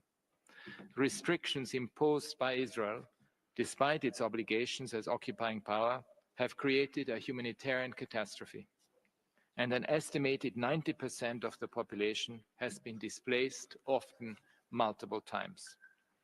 In the West Bank, Israel has ramped up its use of unnecessary and disproportionate force against Palestinians, has destroyed refugee camps, severely restricted movement, and displaced tens of thousands of people. In the northern West Bank, many are now in need of urgent humanitarian assistance. Torture and ill treatment of detainees has been a continuing and appalling feature on all sides. The severe crackdown on civic space, affecting in particular those working on human rights and humanitarian issues through threats, intimidation, and other measures, is alarming. Behind each awful statistic is a life lost, torn apart, or shattered. We cannot yet grasp the full extent of this tragedy, nor the many years of trauma, grief, and mourning that lie ahead. Mr. President, the report before you today take stock of the raft of international human rights violations in the occupied Palestinian territory and the absence of meaningful accountability for them. There has been an unprecedented disregard for the principles of international humanitarian law in the conduct of hostilities in Gaza and Israel since October 2023. As just detailed, and as my office and others have documented, Israel's means and methods of warfare have caused staggering levels of casualties and destruction, raising concerns over the commission of war crimes and other possible atrocity crimes. There has been a limited number of investigations and indictments by the Israeli authorities, for example, for abuse of detainees. However, there are serious doubts about the capacity and will of the Israeli justice system to deliver full accountability in line with international standards, notably in relation to the unlawful killing of Palestinians in Gaza or in the West Bank. Hamas and other Palestinian armed groups have taken, held, and tortured hostages in Gaza and here have indiscriminately fired projectiles into Israeli territory, amounting to war crimes. There are grave concerns that they may have committed other serious breaches of international humanitarian law in Gaza, including the intentional co-location of military objectives and Palestinian civilians. My office is unaware of any measures taken by Hamas and other Palestinian groups to punish those responsible for all violations. Mr. President, any attempts at shaping a peaceful future where such horrors do not recur must ensure that perpetrators are held to account. The tragic record of this conflict and of so many other conflicts shows clearly how impunity begets more violence. Abuse is given free rein to ripple across other war zones. This harms us all and generations down the line. Delegitimizing and threatening international institutions that are there to serve people and uphold international law also harms us all. It is clear that all these violations and abuses need to be investigated independently. Excellencies, we urgently need an end to the conflict, the unconditional release, freeing of all hostages, the release of arbitrarily held detainees, and an end as rapidly as possible to Israel's unlawful presence in the occupied Palestinian territory as affirmed by the International Court of Justice. The ceasefire must hold. Each phase must be implemented by both sides in good faith and in full. And all of us must do everything in our power to build on it, to create a path to a sustainable peace so that Palestinians and Israelis can live side by side in equal dignity and rights. And it should be for the Palestinian people to determine their own future. We must resist any normalization of unlawful conduct, including proposals for annexation or forced transfer, which could threaten the peace and security of Palestinians and Israelis and of the wider region. This is the moment for voices of reason to prevail, for solutions that will deliver justice and make space for compassion, healing, and truth-telling. This begins by seeing the pain and suffering of the other, and we have seen, unfortunately, so much dehumanizing rhetoric, including by political leaders. Defending and maintaining the international edifice of human rights and the law is everyone's responsibility. The alternative is unthinkable for Israelis, Palestinians, and for our common humanity. Thank you. Merci. Thank you. In accordance with our practice, we will now begin by hearing the delegations of the countries concerned. I see that the delegation of Israel is not in the room, so I give the floor to the distinguished representative of the State of Palestine. You have 5 minutes. Microphone. Thank you, President. At the outset, I wish to thank the High Commissioner and his office for the report and for the valuable presentation of it to the Council. We should, however, reiterate that it has not been balanced in dealing with the facts, because it deals with Israeli settler occupation and colonial occupation with the Palestinian state, which lives under it on equal footing, ignoring that it's illegal. The occupation of practices apartheid in line with legal and UN reports. The report outlines some of the grave violations committed by the occupation forces up until 24 October. But the situation on the ground is more atrocious. Since 77 October until now, the occupation force committed war crimes and genocide against the Palestinians, leading to the killing of thousands of Palestinians, including 15,000 children and 12,000 women. The occupation forces targeted medical crews and journalists, killing 186 medics and more journalists, together with 203 UN staff. More than 11,200 Palestinians unaccounted for under debris of demolished houses, and over 9,000 Palestinians are behind bars under occupation, facing violations including torture, misuse, and medical neglect. President, in spite of the ceasefire in 18 February of this year, Israel was not committed to it from the first day.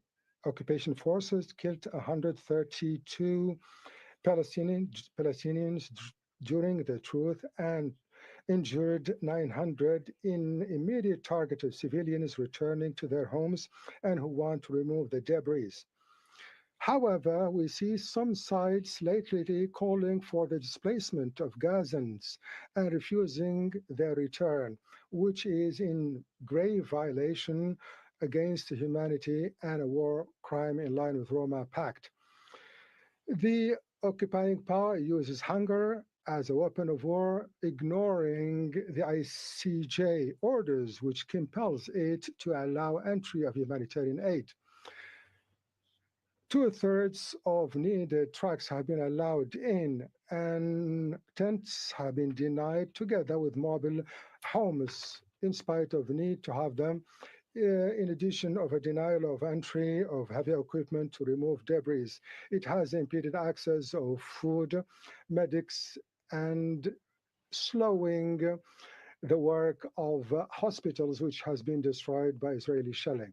President, the occupying power forces and the settlers have escalated their terror campaign in the West Bank through executions, collective detention, demolition of houses, and methodic ethnic cleansing in Jenin, Nablus, Tulkarm, and Topaz, and other cities and villages and refugee camps in Palestine. This led to displacement of over 40,000 Palestinians. Demolition activities of infrastructure and houses is ongoing and unabated in the West Bank. The minister of the occupation army said it bluntly that, and I quote, people will not return to the north of West Bank camps, and that they have stopped the work of UNRWA, which is an avowal of methodic policies of displacement. The aim is to put an end to UNRWA, and in order to put an end to Palestinian refugees, putting an end to the right of return. President, wars have rules, as Secretary General said. However, the illegal occupation power committed all types of crimes, including genocides, hunger prevented, water, electricity, and medicine denied access of assistance, transfer of the sick. It targeted hospitals, places of worship, and schools. All of these are violations of international humanitarian law and international human rights law and Roma Pact. This means that legal international institutions should shoulder their responsibilities in order to provide protection to our people and to hold the perpetrators and killers to account. We welcome arrest warrants against Netanyahu and his Minister of Defense. The president interrupts his speaker. Thank you very much. I now open the floor for questions and comments on the report. The speaking time is 1 minute and 30 seconds. The speaking list is now closed, and I give the floor to the distinguished representative of Jordan on behalf of the group of Arab states. In the name of Allah, the most gracious, most graceful, our group took note of the report and wished to express its concerns vis-à-vis its chronicling of events. It showed that there is a correspondence between Israel and the Palestinians and the occupation. This is a fact denied by the report, despite that it has mentioned the ICG's advisory opinion. Palestinians are under occupation, and the genocide cannot be described as mere escalation without recognizing decades of siege and settlement. We condemn Israel's non-cooperation with the OHCHR and call upon the international community to pressure Israel to allow the Commission of Inquiry to conduct its mandate in investigating violations of international law. In closing, our group stresses the need to combat impunity and call upon the international community and parties to Geneva 4 to shoulder their responsibilities and take all necessary measures to ensure accountability, provide redress, and ensure Palestinians access to their rights and end to the Israeli illegal occupation. And thank you, President.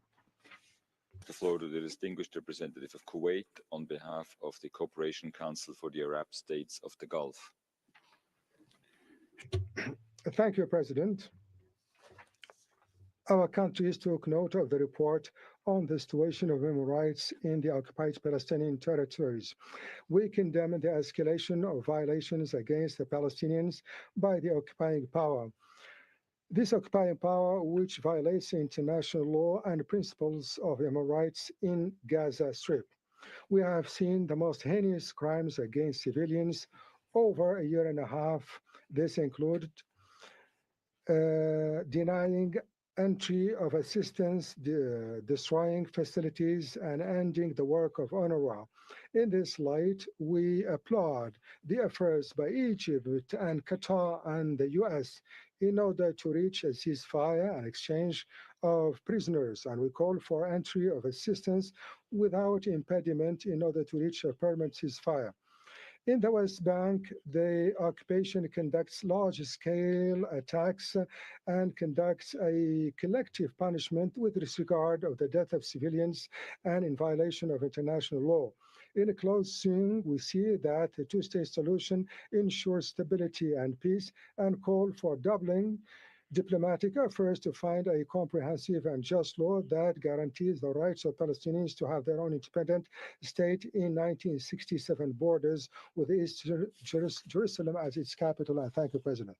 Thank you. I give the floor to the distinguished representative of the European Union. Microphone, please. Thank you, President. We reiterate our support to your mandate. We support your call to pursue independent investigation, accountability and justice for any grave violations and abuses as stated in your report, High Commissioner. The EU has warmly welcomed the ceasefire agreement in Gaza. It is vital that the deal is fully implemented.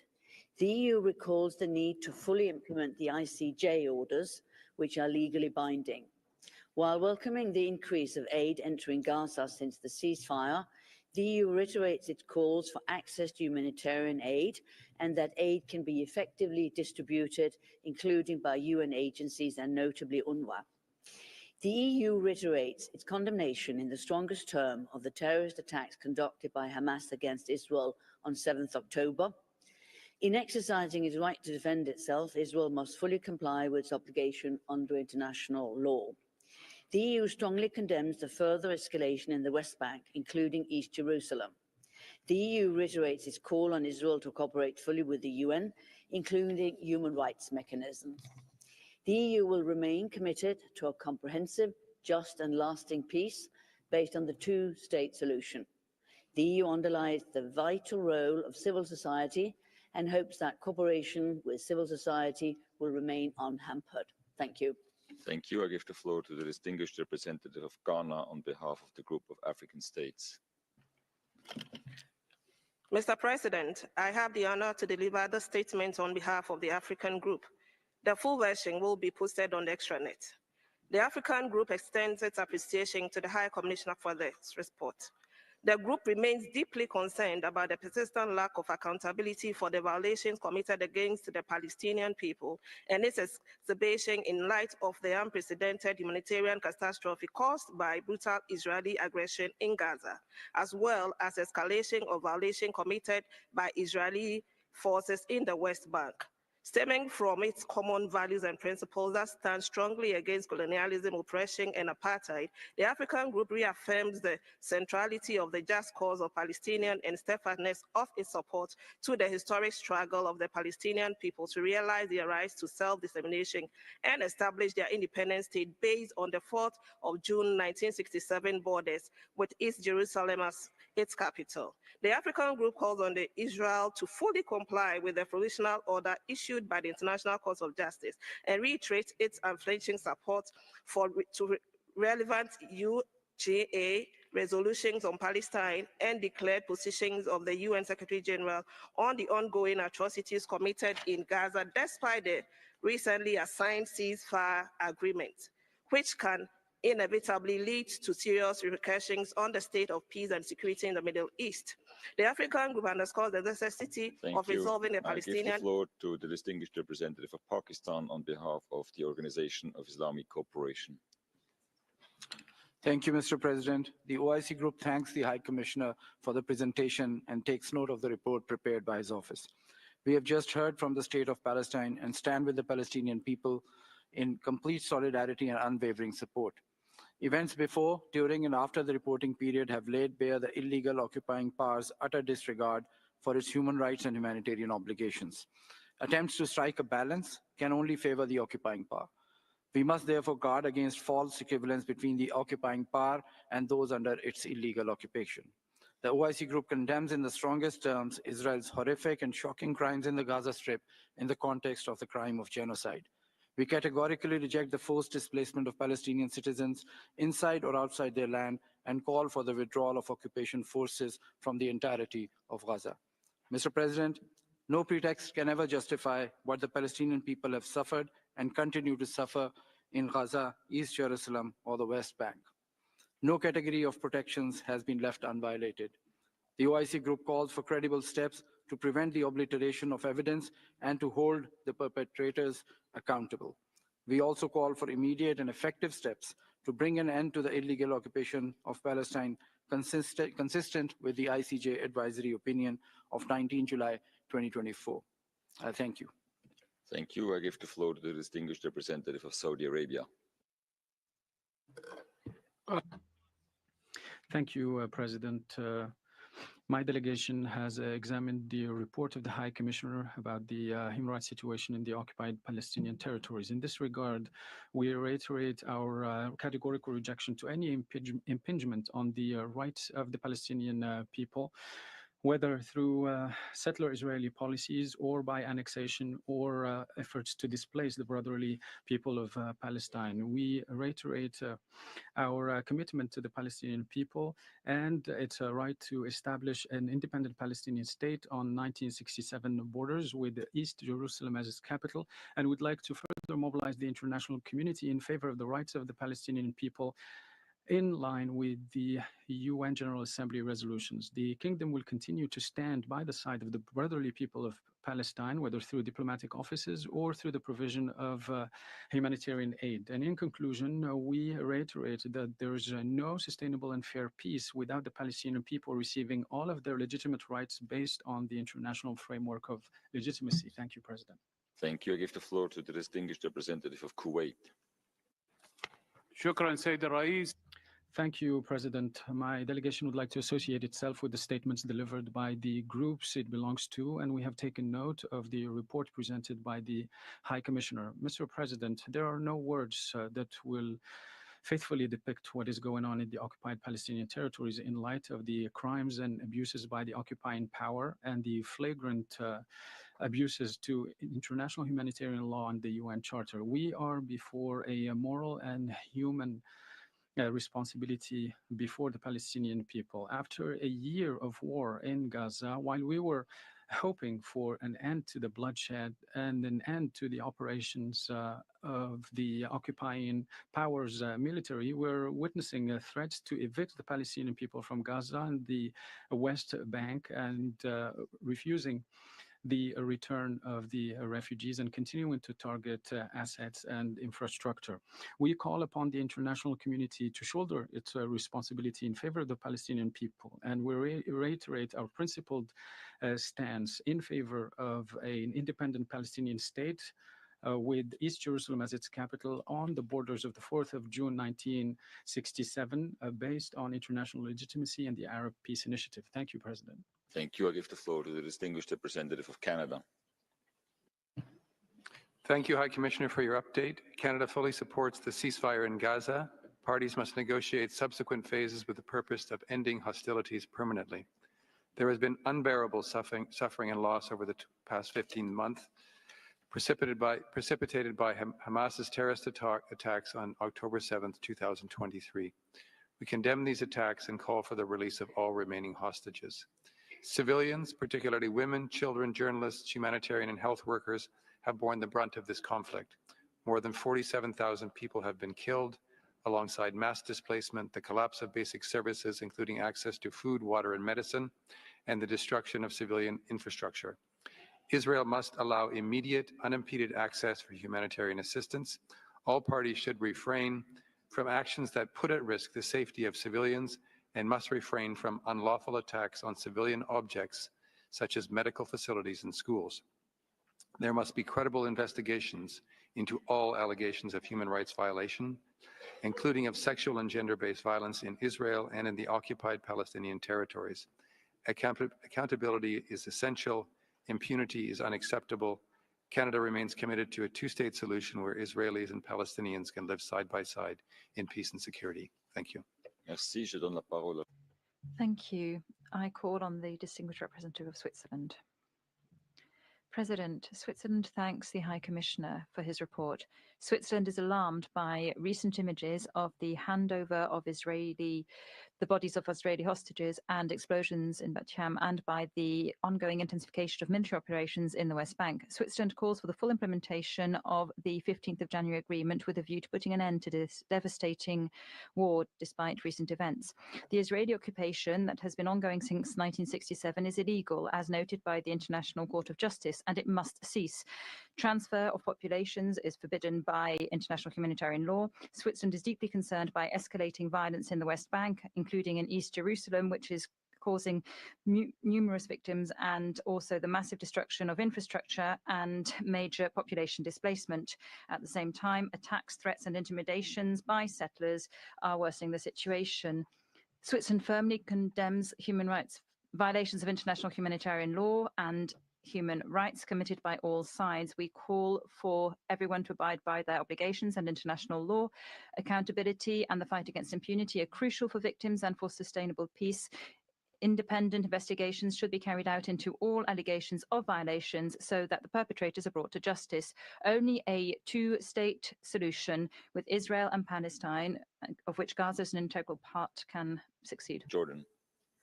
Bismillah ar-Rahman ar-Rahim. President, I'd like to thank the High Commissioner for his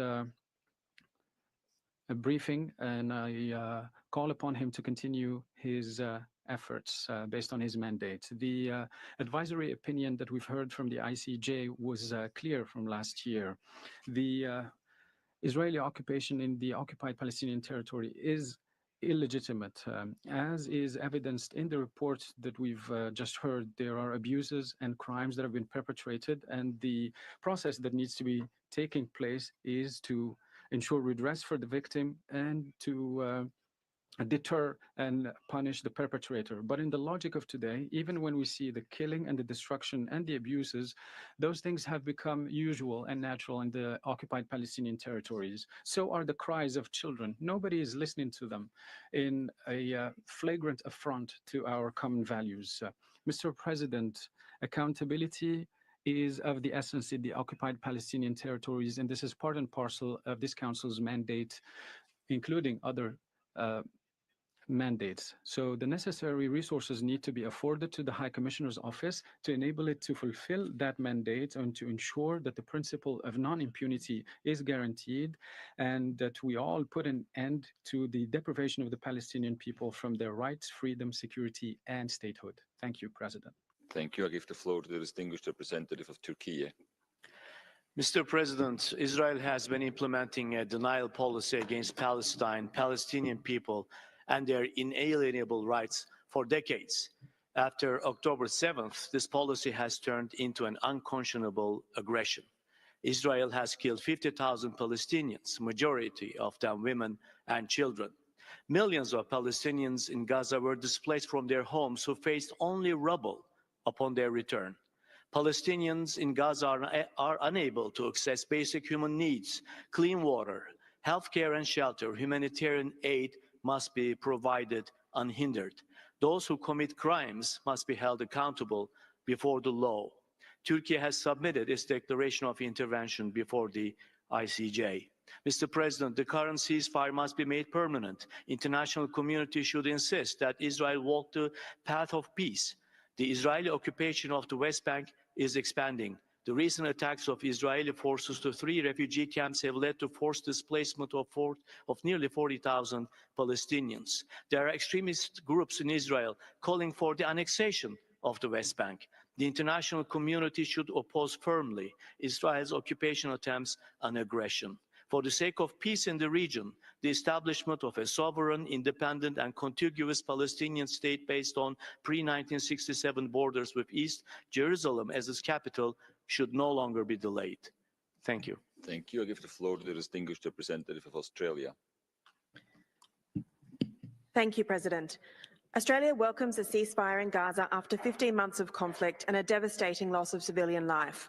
We urge all parties to respect the agreement's terms and for all phases of the deal to be implemented in full to safeguard a lasting peace and ensure respect for the human rights of all. Civilians must be protected, including the humanitarian workers and medical workers essential to life-saving care, and hostages released immediately. Australia hopes the ceasefire offers an opportunity for the Palestinian people to rebuild, reform their governance and pursue self-determination. We repeat our unequivocal condemnation of Hamas and its terrorist actions. There can be no role for Hamas in the future governance of Gaza. We are deeply concerned by increased violence in the West Bank, including the actions of Palestinian militant groups and ongoing acts of settler violence. We call on Israeli and Palestinian authorities to hold perpetrators to account and ensure civilians are protected during security operations. Australia's long-standing position is that Israeli settlements in the West Bank are illegal under international law and a significant obstacle to peace. We call on Israel to cease settlement activity. Australia is committed to working with the international community towards a two-state solution, a Palestinian state and the State of Israel, living side by side in peace and security with the human rights of all respected. I thank you. Thank you. I give the floor to the distinguished representative of the Maldives. Mr. President, today we gather once again as the voices of the Palestinian people continue to be blatantly ignored. Since the ceasefire agreement on January 19, Israel has issued tenders for the construction of nearly 1,000 additional settler homes in the occupied West Bank, adding to the 100 existing settlements that already house 500,000 illegal settlers. With approximately 1.9 million people internally displaced in Gaza, children remain the most vulnerable victims of this relentless conflict, enduring violence, hunger, disease, and inadequate shelter, all exacerbated by harsh winter conditions. The death toll of children is now more than 13,300. As the Secretary General warned, what will remain is a generation left homeless and traumatized. Israel's continued aggression is a direct result of the impunity it has enjoyed despite repeated violations of international law. We urge the international community to hold Israel accountable and put an end to this culture of impunity. The Maldives rejects any attempt to displace the population of Gaza, ending the unlawful occupation of Palestinian lands and a blatant violation of their inalienable human rights is not just a moral imperative, but a necessity for peace and justice. We reaffirm our call for the establishment of an independent and sovereign state of Palestine based on the pre-1967 borders with East Jerusalem as its capital. Thank you, Mr. President. Thank you. I give the floor to the distinguished representative of Norway. President, we thank the High Commissioner for his continued reporting. We share the concern over the drastic worsening of the human rights situation in Palestine. It is paramount that all parties now respect the ceasefire agreement in Gaza and follow through on the various elements in all three phases. All hostages must be released immediately and unconditionally. Humanitarian access must be safe and unhindered into and within all parts of Gaza. The coming months will be critical. Gaza is a part of Palestine and must be governed and rebuilt by the Palestinians under one unified and legitimate Palestinian government. We must support the Palestinian government in this endeavor. We must also prevent any forcible transfer of Palestinians within or from Gaza. The acceleration of illegal settlement activity, settler violence, and the rapid expansion of Israeli military operations in the West Bank are also deeply concerning. Civilians must be protected. Freedom of movement must be respected. It is imperative that there is a clear path towards a two-state solution based on internationally recognized borders and international law, including the right to self-determination.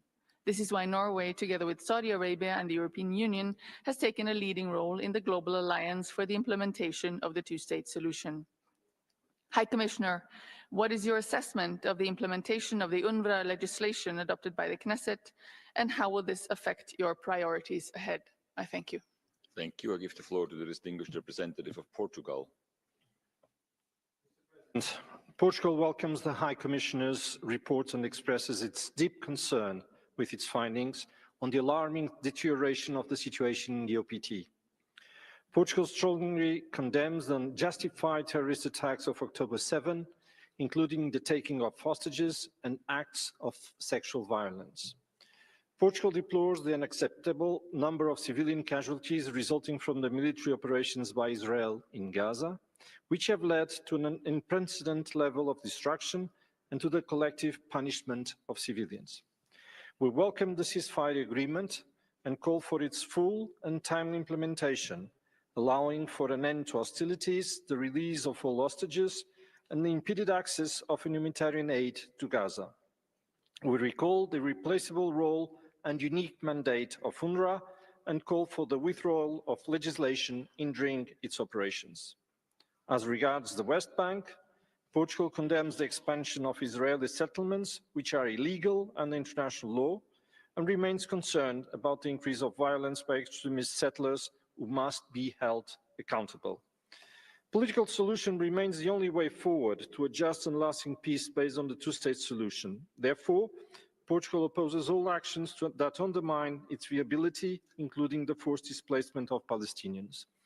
We call for the accountability and justice for the grave human rights violations committed for the respect. I give the floor to the distinguished representative of Iraq. شكرا السيد الرئيس. يقدر العراق الجهود التي يبذلها. Thank you very much, President. We commend the efforts of the High Commission on Human Rights to shed light on the crimes of the occupying power committed against the defenseless Palestinian people. We call on him and Bureau members to continue efforts to shed light on the brutality of crimes and the sheer extent of the suffering of the Palestinian people.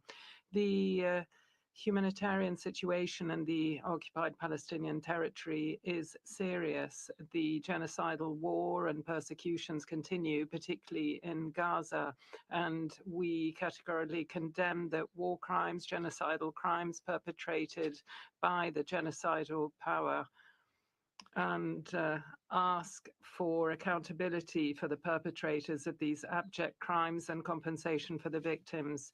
Iraq President rejects the calls for the transfer of Palestinians from their land, especially the Gaza Strip. This runs counter to international law.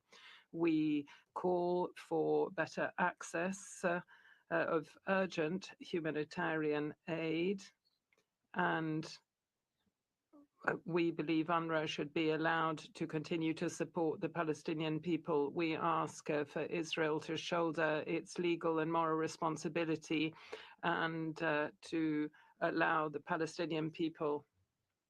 The speaker is interrupted. Mr. High Commissioner, Slovenia shares the urgent concerns outlined in your report. We echo your call for accountability and justice as fundamental pillars to end cycles of violence and impunity. The findings of the report, high civilian casualties, the use of force, home demolitions, repeated mass displacements, show the flagrant violations of international law, including human rights law and international humanitarian law, which erode prospects for peace. UN Secretary General reminded us recently at this Council of the importance of human rights through peace and peace through human rights. Civilians, especially children and women, must endure disproportionate suffering for far too long. We call for urgent protection of all civilians and demand accountability for violations of international humanitarian law and human rights violations, including for grave violations against children and sexual and gender-based violence.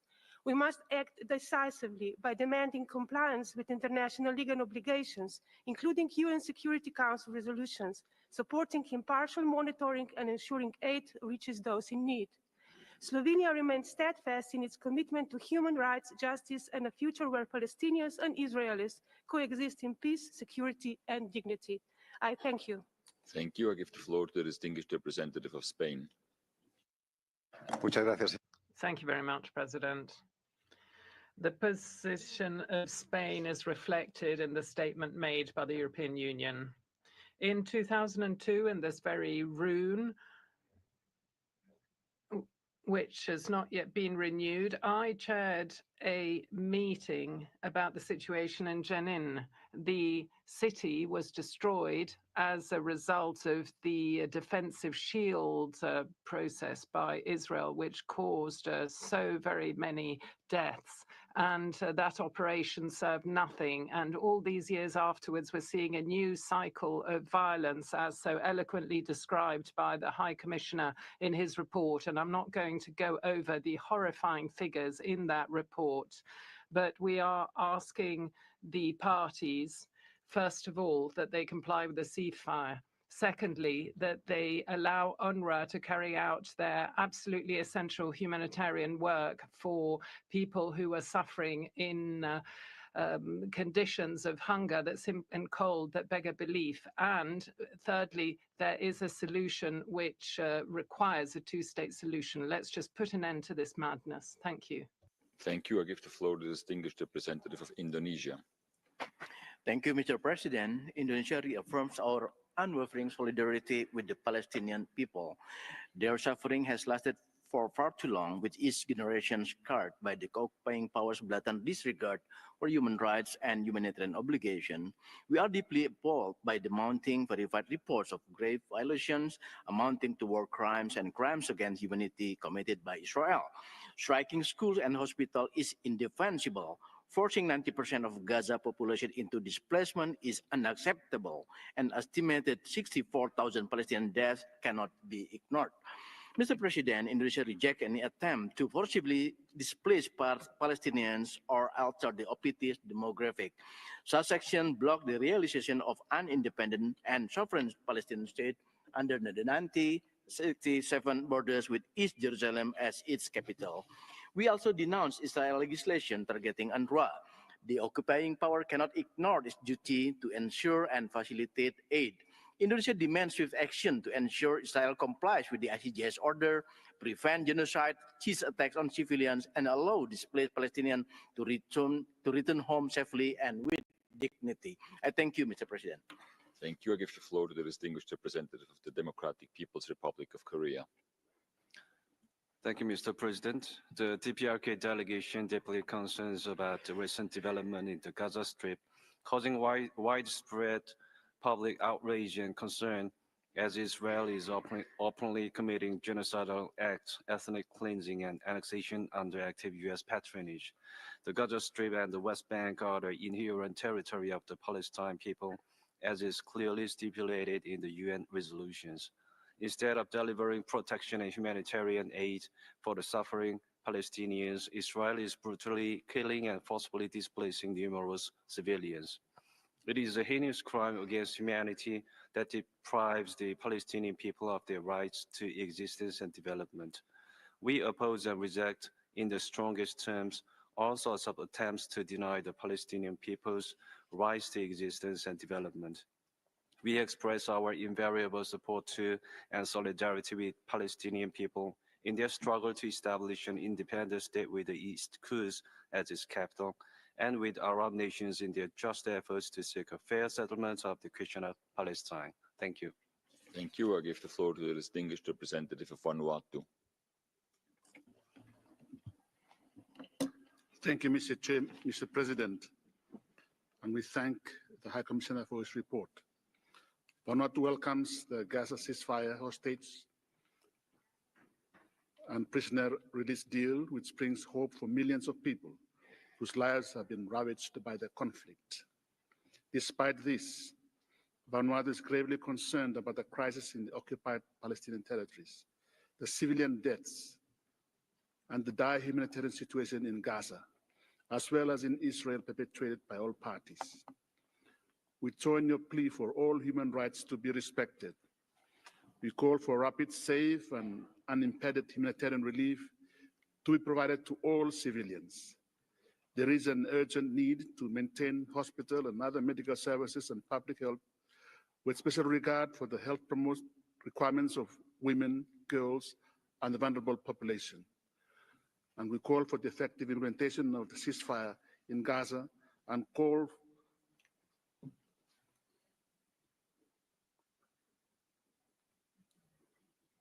for the special requirements of health, women, and vulnerable populations. I thank you.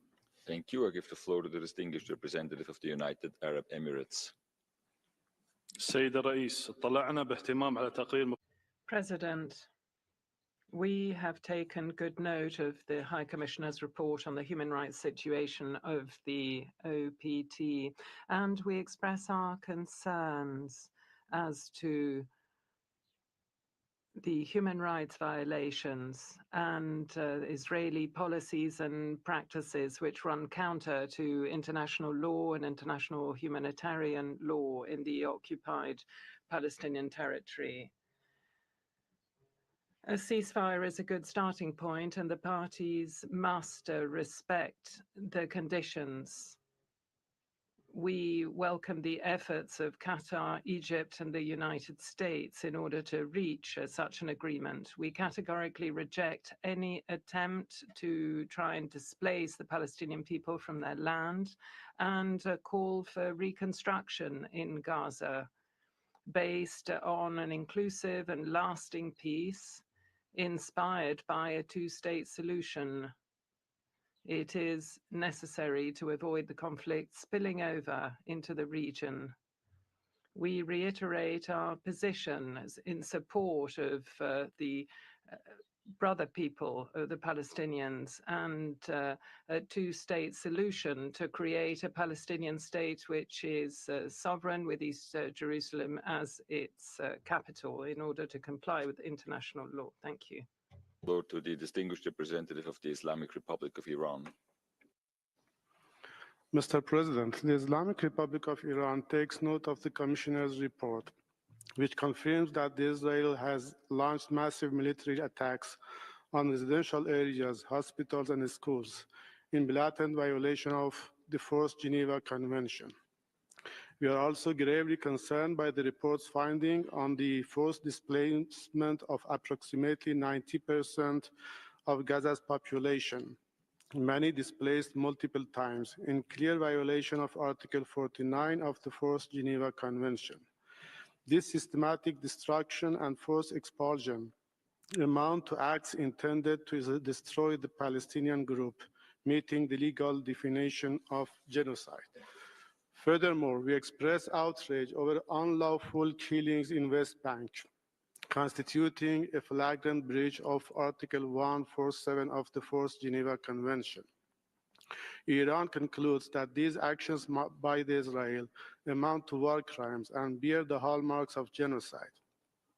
We reject any language equating the perpetrators of genocide with resistance groups fighting occupation, and we will spare no effort in supporting all measures to liberate Palestine from the grip of this regime. I thank you.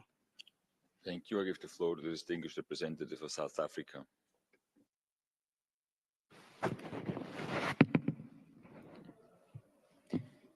Mr. President, South Africa aligns with the African Group. We are deeply concerned about the human tragedy in the OPT resulting from Israel's onslaught on Gaza, together with its ongoing siege of the West Bank. The litany of unspeakable horrors perpetrated against the Palestinians is unprecedented. As such,